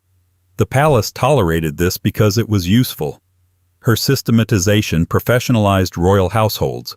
It made lending objects to museums possible. It preserved history that might otherwise have vanished. Many items in today's royal collection exist in traceable form because Mary insisted on labeling them a century ago. But usefulness doesn't negate compulsion. Those close to her noticed that Mary became visibly unsettled by ambiguity. Unlabeled objects bothered her. Vague explanations irritated her. When provenance was uncertain, she pursued clarity with relentless determination. She followed paper trails across decades. She wrote letters asking for confirmation of ownership. She kept mental tallies of unresolved details and returned to them again and again. It wasn't about possession this time, it was about certainty. This is where her list-making crosses from diligence into something deeper. Mary did not simply enjoy order, she needed it. In moments of stress, family scandal, abdication crises, wartime disruption, she doubled down on documentation. When Edward VIII abdicated in 1936 and the monarchy faced existential embarrassment, Mary didn't panic publicly. She retreated into systems, lists, labels, the tangible reassurance that at least something was under control. While the crown shook, the drawers were in order. There's a revealing anecdote from later in her life. During a visit to inspect royal residences, Mary reportedly spent hours checking labels on stored items, correcting handwriting, and ensuring objects were returned to their proper locations. Staff were exhausted. She was energized. This was not busywork. It was regulation of anxiety through structure. Psychologically, this makes sense. Mary's life was one long exercise in containment. She was never queen by right, only by marriage. Her position depended on stability. Her sons' lives were filled with scandal, illness, and abdication. The world she believed in, hierarchy, tradition, continuity, was under constant threat. Lists gave her something solid, something immune to rumor and emotion. A list does not argue, a label does not rebel, a docket does not abdicate, and so she leaned into them. Unlike more flamboyant royal compulsions, Mary's behavior was socially rewarded. She was praised for her organizational skills, for her seriousness, for her devotion to heritage. No one called it obsessive. No one suggested she step back, because order, especially in a monarchy, looks like virtue. But if you strip away the politeness, what you see is a woman who could not relax unless the world was indexed. The most telling detail? Mary did not stop. Even in old age, even when physically frail, she continued to label, list, and correct. Her handwriting grew shakier, but the impulse remained. Objects still needed names. Locations still needed confirmation. History still needed footnotes. When she died in 1953, just months before her granddaughter Elizabeth II's coronation, she left behind not just jewels and furniture, but systems. Organizational frameworks that still shape how royal property is managed today. That is her legacy. Not just a collector, not just a curator, but a monarchical mind that believed survival depended on documentation. If George V collected stamps to regulate emotion, Queen Mary collected order itself. And together, they created a royal household that functioned less like a family and more like an archive. But the irony is hard to miss. All the lists in the world could not prevent the monarchy's future crises. They couldn't stop abdication. They couldn't prevent war. They couldn't guarantee loyalty or stability. They could only create the illusion that everything had a place. And that illusion, carefully labeled, neatly filed, is one the monarchy would cling to again and again. Because when order fails on the outside, royals have a long tradition of recreating it somewhere else, sometimes in lists, sometimes in clocks, and sometimes in gardens so vast and consuming that a king could lose himself in them entirely. Which brings us, carefully, methodically, to George III once more. 21. George III. Scientific improvement, Kew Gardens, and the obsession with cultivation. By the time most monarchs become symbols, their humanity is lost in the footnotes. George III became a symbol in reverse. He started as a man consumed by method, and by the end of his life, he had become a collection of contradictions, at once the image of stability and the embodiment of decline. But buried within the paradox of the mad king and the farmer king is a deeper truth. George III wasn't obsessed with power or wealth or even legacy. He was obsessed with improvement, not improvement in the abstract utopian sense, but in the soil-bound, spreadsheet-sensible, rational empirical, measure it and fix it kind of way. George III believed the world could be better, not through revolutions or revelations, but through observation, planning, and botanical rigor. His fixation with Kew Gardens, and more broadly with the Enlightenment project of scientific improvement, was not a side interest. It was the gravitational force that pulled his mind into a loop of endless observation, classification, and attempted correction. If his earlier compulsion, meticulously managing agriculture and domestic policy like a high-functioning gentleman farmer, was the first act, then his return to Kew and full scientific immersion was the sequel. And like all sequels, it was darker, more obsessive, and driven by a need to recapture control that had already slipped through his hands. Let's rewind a little. Kew Gardens wasn't originally a royal project. It began as a pleasure garden, expanded under the patronage of Augusta, Princess of Wales, George's mother, and then evolved under George's hand into something far more ambitious. He saw in Kew not a collection of exotic flowers, but an empire of potential. Botany in the 18th century was not a soft science. It was geopolitics with petals. Plants meant medicine, textiles, sugar, tea, rubber, spices. Entire industries and economies could be born from a single seed. And George III understood that a crown that could control plants could control the future. What started as a royal garden became a laboratory of empire. George threw himself into this with unrelenting zeal. He promoted botanical exploration, personally supported scientific voyages, and demanded regular reports from botanists across the empire. He corresponded with Joseph Banks, the botanical heavyweight of his day, and transformed Kew into a clearinghouse of imperial flora. To the public, it was charming. To Parliament, it was cost-effective empire building. But to George, it was something more personal, a manifestation of the belief that nothing in nature was beyond improvement. The gardens became his blueprint for governance. Order the specimens, classify the unknown, crossbreed for better results, eradicate pests, enforce structure, and above all, watch everything. It's tempting to romanticize this. After all, Kew today is a marvel of biodiversity and conservation. But in George's hands, it wasn't conservation. It was control. He was less a naturalist and more a natural engineer. Every new plant was a new puzzle. Every failed crop a personal challenge. Every botanical anomaly a data point to be reconciled through deeper study. And when things didn't work, when crops failed, when diseases spread, when certain plants refused to grow, George didn't question the framework. He questioned the inputs. In his view, failure wasn't proof of natural chaos. It was proof that someone hadn't followed the instructions. It was human error. Or worse, insufficient documentation. His obsession didn't stop at flora. George began to apply the same logic of improvement to everything. He micromanaged education systems. He imposed new accounting methods on government departments. He advocated for agricultural reform based on scientific findings. He created model farms. He funded institutions dedicated to the practical arts.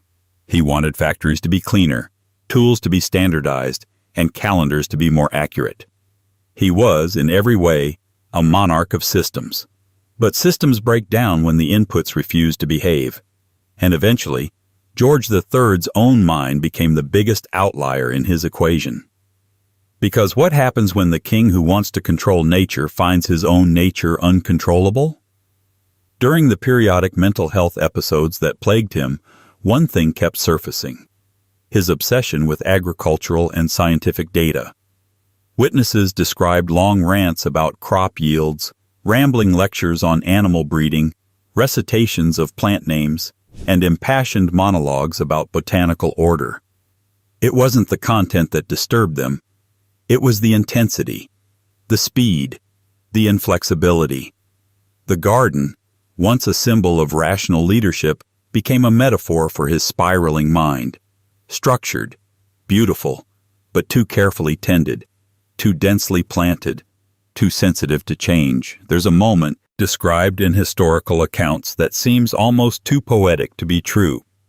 George III, during one of his episodes wandering the grounds at Windsor, muttering lists of crops to himself, stopping to inspect shrubs as if trying to remember what season it was, not outside but in his mind. He had tried so hard to engineer order that when the internal disorder came, he simply didn't have the tools to respond. His world wasn't built for unpredictability.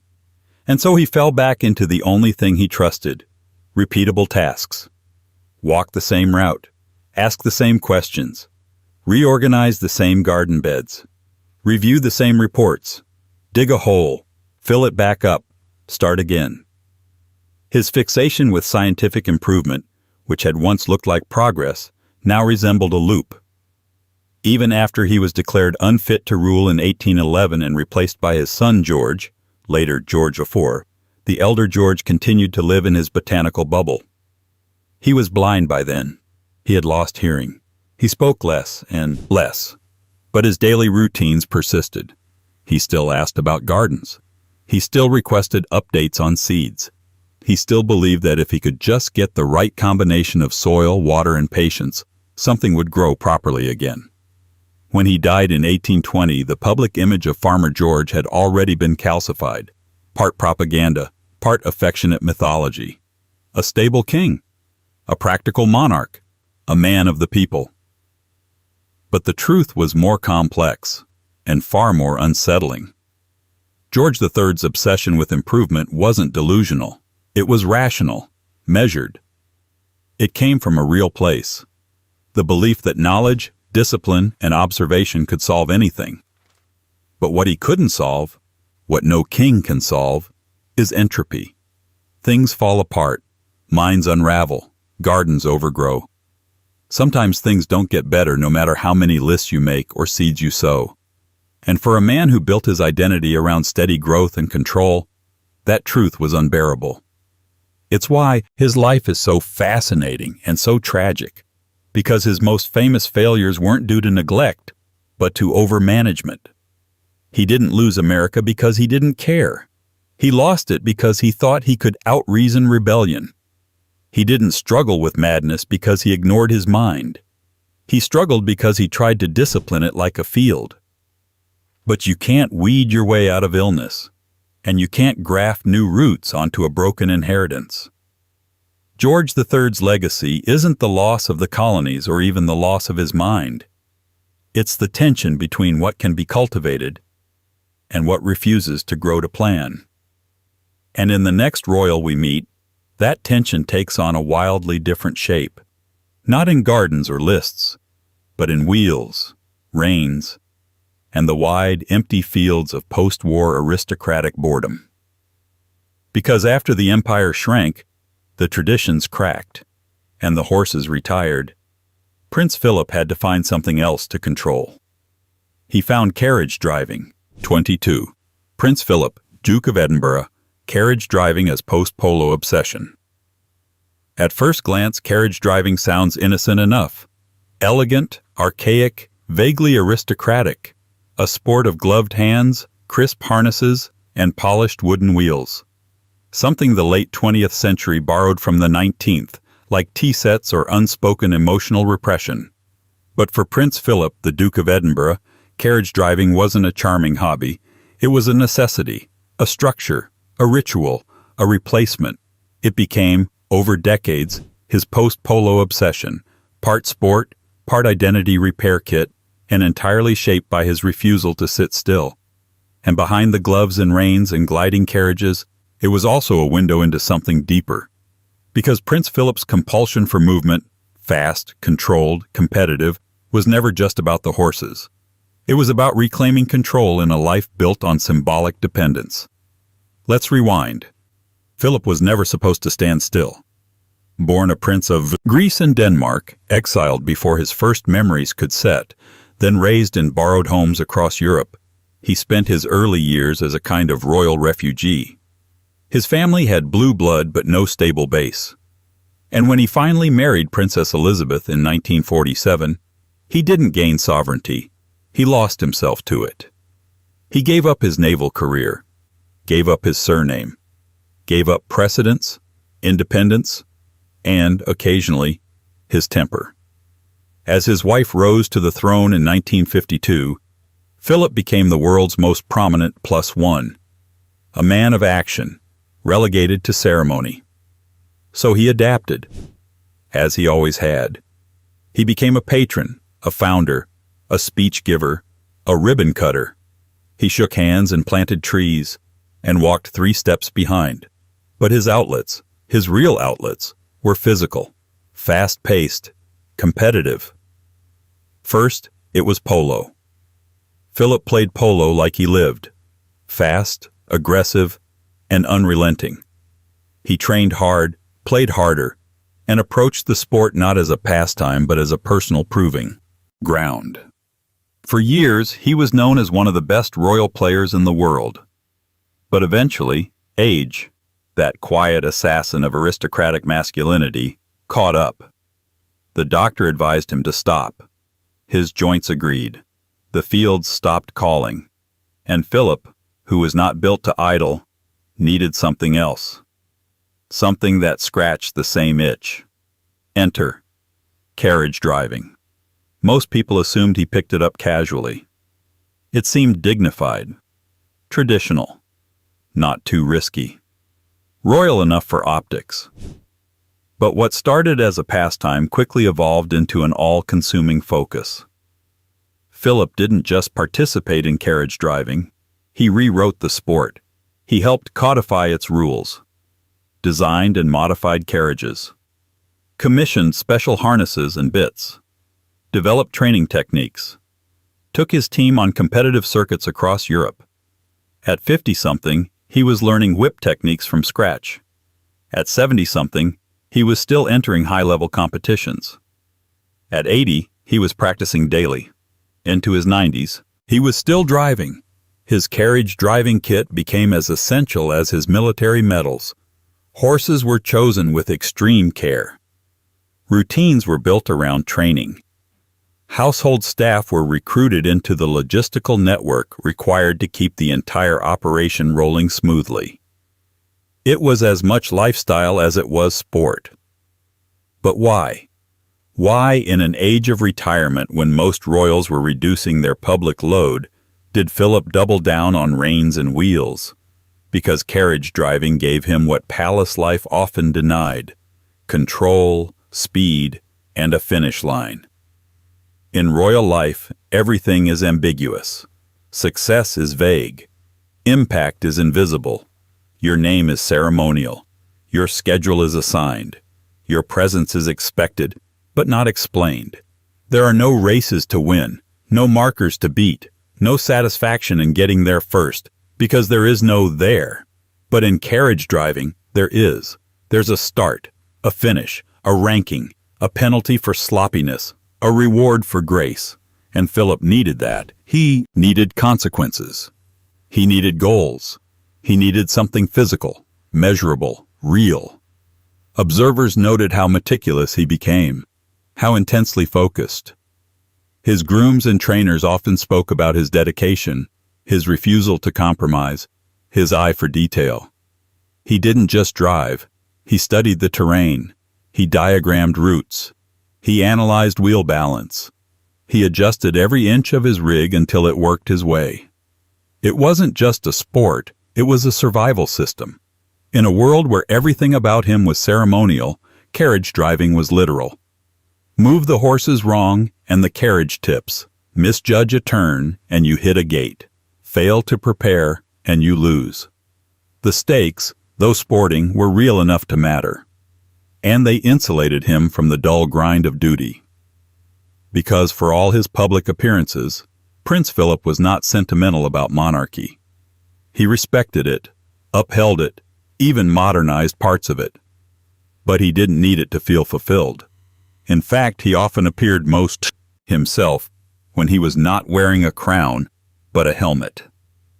Carriage driving became his escape from palace inertia. A world of leather straps, speed limits, and deliberate turns. A sport that required both brute strength and subtlety. It also filled a social gap.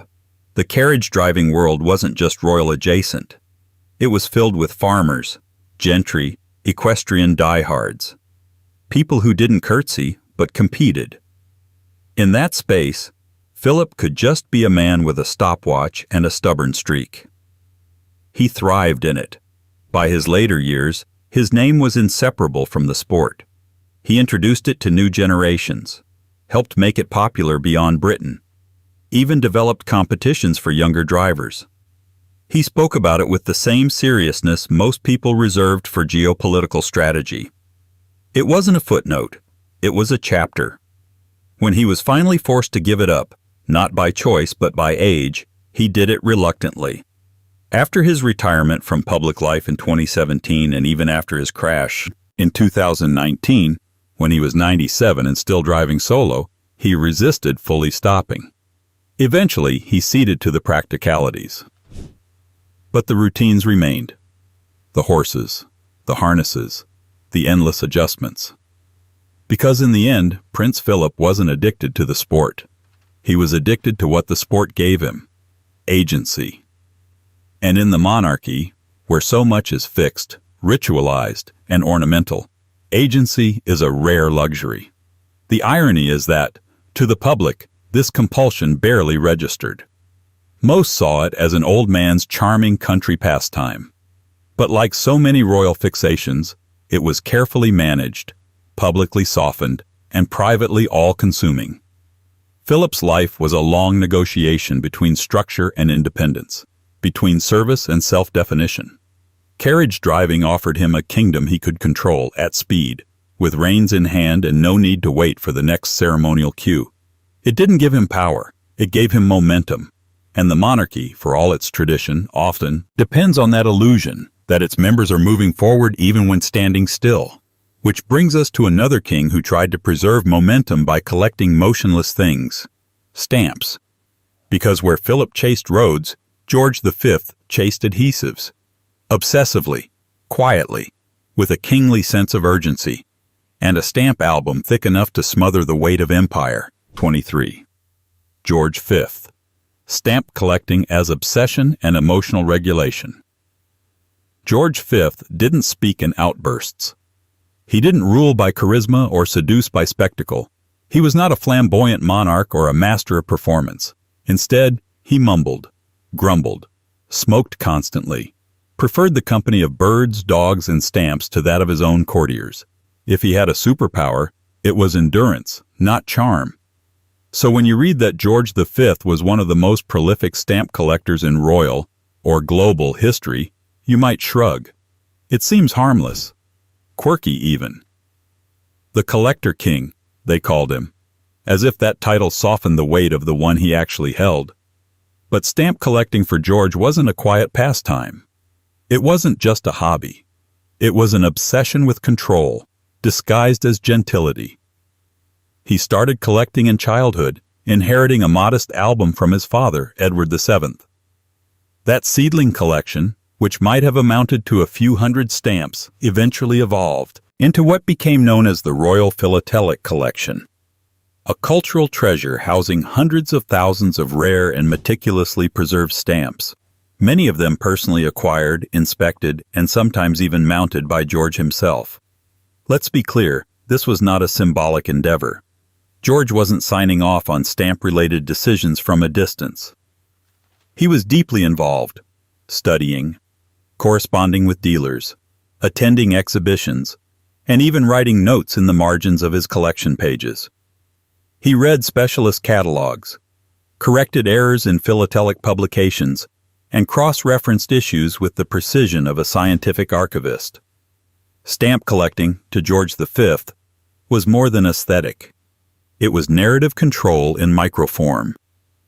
Each stamp told a story, issued at a specific time, for a specific reason, often tied to empire, monarchy, or national celebration. A stamp was a tiny, adhesive certificate of power, and he had thousands. There's a moment from his reign that illustrates this perfectly. In 1913, the British Postal Service issued the Seahorse's stamps, lavishly engraved, high-value definitives. George wasn't just pleased, he was elated. He is said to have spent hours reviewing the different printings, comparing ink shades, evaluating alignment, margin spacing. To any outsider, it would seem compulsive. But for George, it was grounding. This was the world reduced to order. Ink on paper, a perfect miniature. And yet, no matter how vast his collection became, it never quite looked like a trophy case. It looked like a bunker. Because that's what it was. Behind the formal suits and gruff mustache, George V was not an especially confident ruler. He inherited a throne during a time of upheaval, constitutional crises, suffrage battles, global war, the collapse of cousin monarchies across Europe. His Russian relatives were executed, his German cousins dethroned. The idea of monarchy itself was cracking under modernity's weight, and so George did the one thing he knew how to do. He cataloged. He built an empire of stamps while the physical empire started to fracture. You could almost measure the tension of his reign and how his collecting habits intensified. During World War I, while sons were at the front and public support for the monarchy wavered, George kept to his daily routines. He walked the gardens, smoked, and when possible, he worked on his stamps. Reports say that he could spend hours in total silence, bent over an album, tweezers in hand, eyes scanning for misprints or rare watermarks. This was his sanctuary. Not a throne room, but a table with glue and magnifiers. Where the rules didn't change. Where countries had fixed borders, exact names, and clear dates. Unlike real politics. There was even a peculiar moment when George V allegedly paid £1,450, an enormous sum at the time, for a single 2-pence Mauritius stamp. When his staff raised eyebrows, he reportedly said, "I wish to have the best stamp collection in the world, and I don't care what it costs." That wasn't vanity. It was preservation. Preservation of the monarchy, yes, but also of self, of continuity, of emotional regulation in an era where everything else was unpredictable. And perhaps it's no coincidence that the Royal Philatelic Collection became the most complete record of British postal history in existence, far more than any official government archive. Because George trusted his own filing system more than the empire's. But collecting has its edge. Because when does collection become compulsion? When does preservation become hoarding? And when does a king start retreating into his collection, not to celebrate reality, but to avoid it? This is where George V's obsession gets quietly tragic. His stamp albums were always within reach. His schedule always included time for the collection. His letters always included mentions of acquisitions. Even as monarchical roles modernized and his own children clashed with him, especially the flamboyant David, later Edward VIII, George's attention remained fixed on a world of page protectors and precise classifications.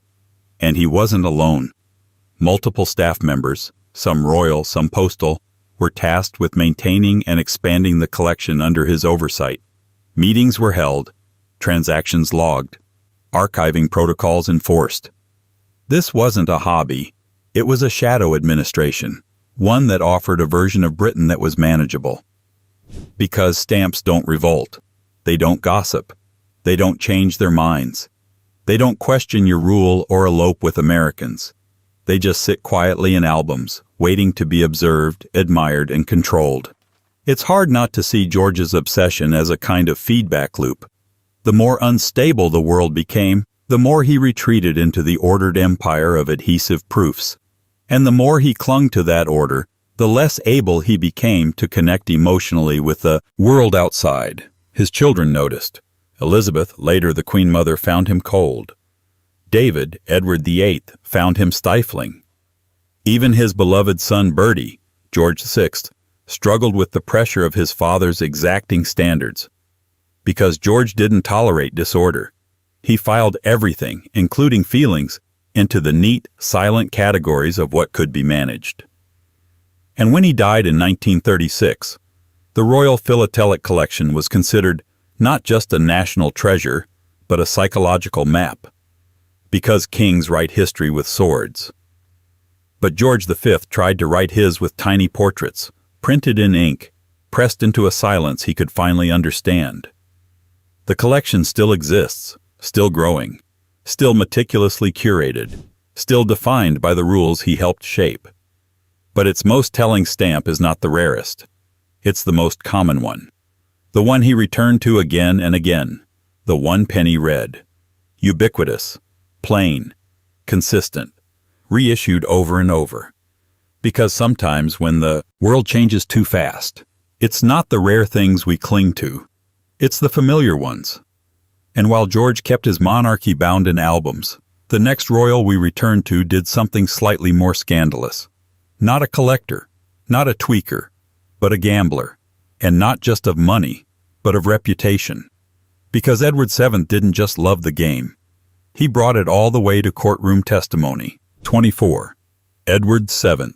Gambling and the reputational fallout of the Tranby Croft affair. By the time Albert Edward ascended the throne in 1901 and became Edward VII, he was already famous. Not for his speeches or his statesmanship, but for his lifestyle. The man was, to put it delicately, a collector of indulgences. He had taste, charm, wardrobe flair, a carnivorous appetite for pleasure, and crucially, an incurable weakness for risk. Which makes the fact that he nearly dragged the monarchy into full-blown scandal over a game of cards feel almost poetic. Because Edward VII wasn't just a gambler in the metaphorical sense. He literally gambled, frequently, recklessly, and once, very publicly.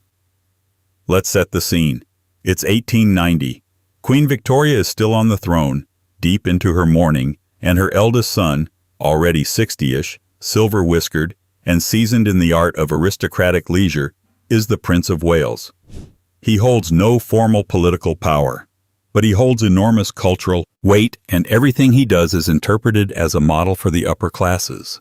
And what he's doing regularly is playing baccarat, which seems harmless enough until you remember that baccarat was illegal in Britain at the time when played for money, not just frowned upon in polite society, actually against the law. That didn't stop Edward, of course. He believed in decorum, not restriction. He wasn't about to be told he couldn't sit at a green felt table with a cigar, a scotch, and a stack of chips.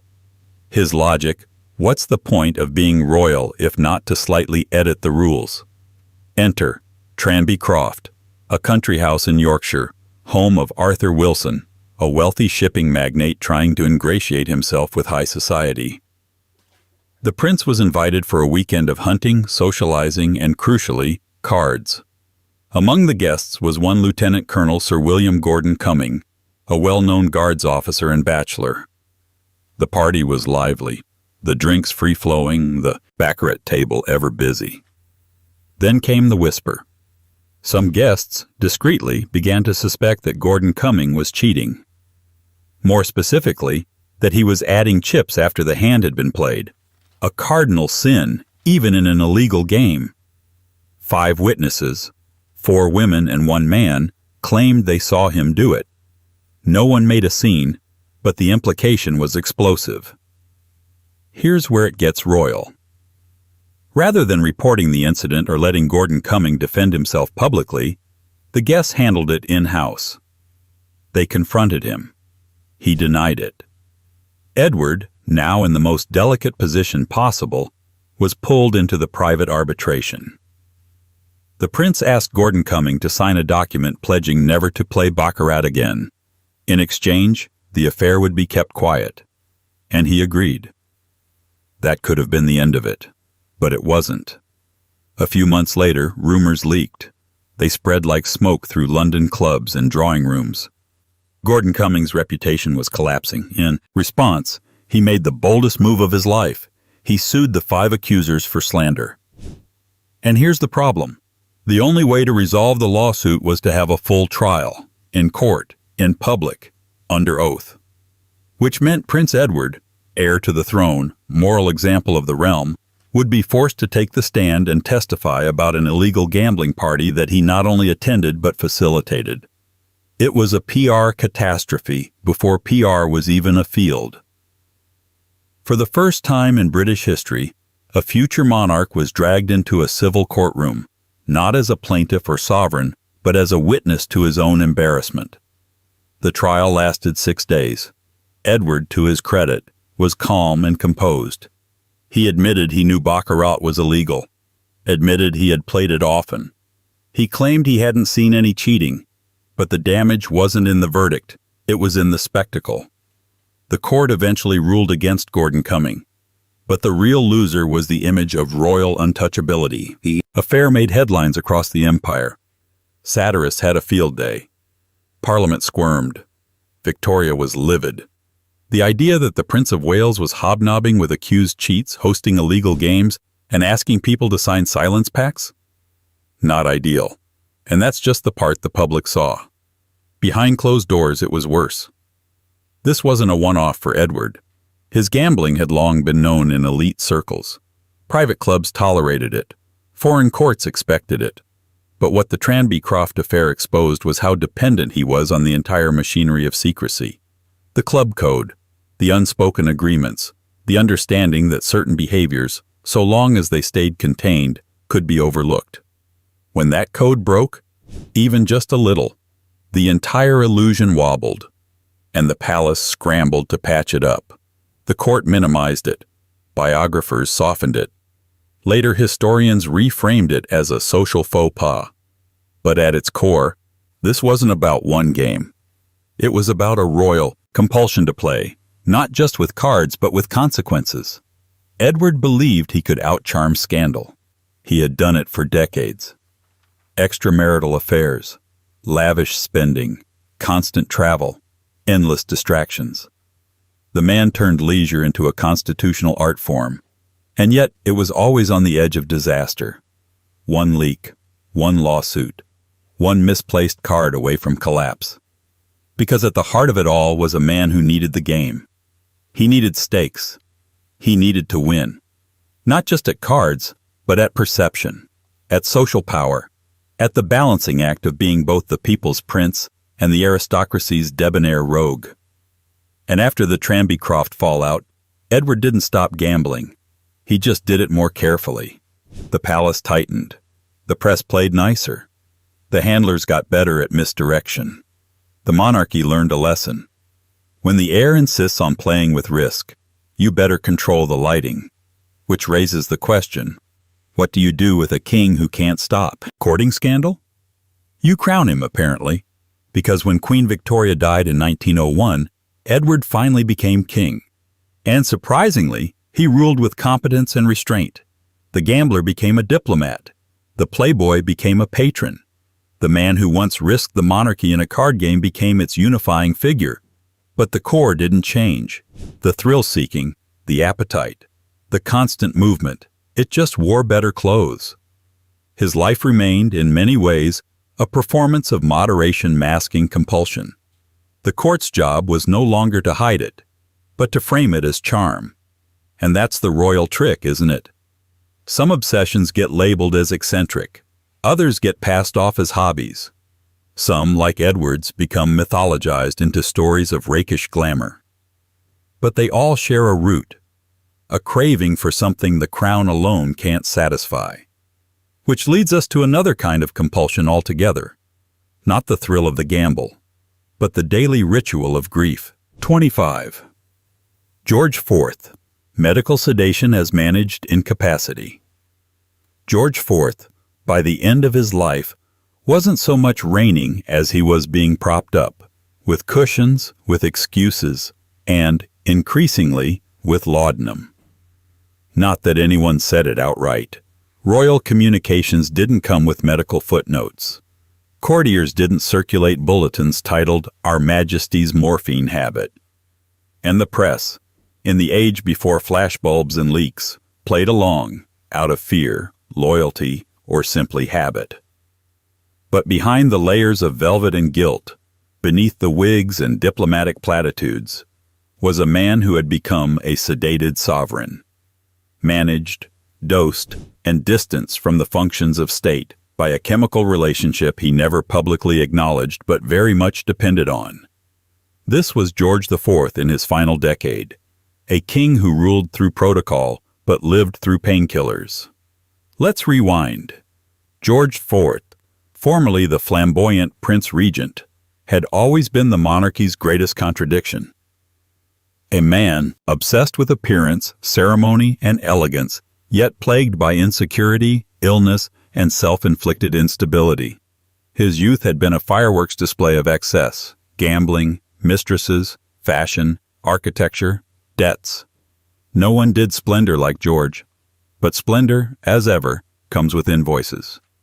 And by his 50s, the bills were physiological. Years of overindulgence had wrecked his health. Gout, dropsy, obesity, anxiety, gastric problems, chronic pain. Even his famously elaborate wardrobe, tight jackets, restrictive collars, polished shoes, became a tormenting armor. He was no longer performing majesty. He was enduring it. That's where laudanum entered the chat. For those unfamiliar, laudanum is a potent tincture of opium, often mixed with alcohol. In the 18th and 19th centuries, it was medicine, magic, and mystery all at once. Prescribed liberally for everything from headaches to heartbreak, it was both respected and misused. And it was everywhere. George IV didn't invent royal opiate use, but he might have turned it into an administrative model. Records from the royal household and later medical accounts paint a portrait of a monarch deeply reliant on chemical sedation. Palace staff noted the quantities. Medical advisors at times grew concerned. He wasn't just treating pain, he was numbing life itself. At court, it was managed discreetly. His physicians had authority, but not transparency. Doses were adjusted behind closed doors. Public appearances were shortened. Delays were explained away as fatigue. And slowly, governance was reshaped around a king who increasingly couldn't, or wouldn't, be fully present. Because sedation, unlike scandal, is quiet. It doesn't leak. It doesn't cheat. It doesn't throw lavish parties. It simply dims the room, gently. This was the version of George IV that presided over the final years of his reign. A man whose once lavish tastes had shrunk into the confines of a padded room and a locked medicine cabinet. He still signed papers, still received ministers, but increasingly he was governed by dosage. Contemporaries noticed the difference. One observer wrote that George had gone from gilded peacock to mechanical shadow, a monarch whose eyes sparkled less from wit and more from morphine haze. He grew irritable, unpredictable, withdrawn. His letters, once bombastic, became short, defensive. His weight ballooned, his public outings dwindled. Yet the monarchy carried on. Because here's the uncomfortable truth. The institution didn't need him awake. It needed him intact, symbolic. A body in the right chair with the right signature, wearing the right crown. Functional monarchy, by this point, could run on sedated autopilot. And so it did. Behind the scenes, ministers took more control. Protocols tightened. Speeches were read for him. Illness was whispered about but never confirmed. His dependencies were treated not as vices, but as therapeutic necessities. Because to admit otherwise would raise a terrifying question. What happens when the king is no longer cognitively sovereign? In George IV's case, the answer was silence. Controlled silence. Historians still debate the extent of his dependence.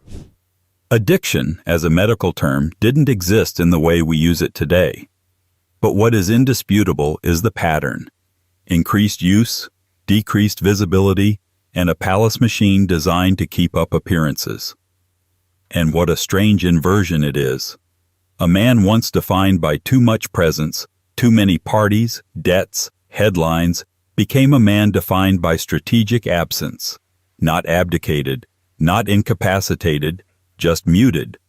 It was a kind of velvet sedation, painless, polite, and very royal. And the image was preserved. After his death in 1830, George IV was mourned as a complicated figure, flawed, flamboyant, but never forgettable. Public narratives emphasized his taste, his style, his architectural legacy, see Brighton Pavilion, and his contributions to royal ceremony. Few dwelled on the morphine. Fewer still asked how long the country had been run without him. Because to raise that question risks exposing the fragility of the entire system. That monarchy, for all its pageantry, is still built on human thresholds. And when the threshold is exceeded by grief, addiction, or sedation, the solution isn't reform. It's management. George IV didn't overdose the throne. He outlasted it in slow chemical increments. A crown dulled by medical necessity. A reign that became a ritual.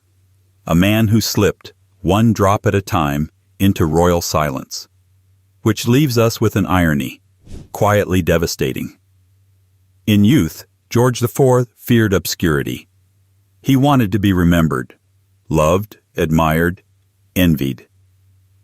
He built monuments to himself, designed uniforms, published portraits. Every room he entered was rearranged around his presence. But in death, the thing people most remember is how he became invisible. He didn't vanish like an exile or explode in scandal. He faded.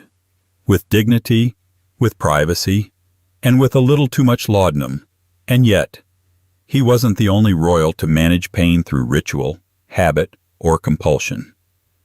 Because just beyond his reign, the royal family would encounter yet another scandal in waiting. Not a king this time, but a prince. Charming, well-connected, in love with adventure, and whispered about endlessly.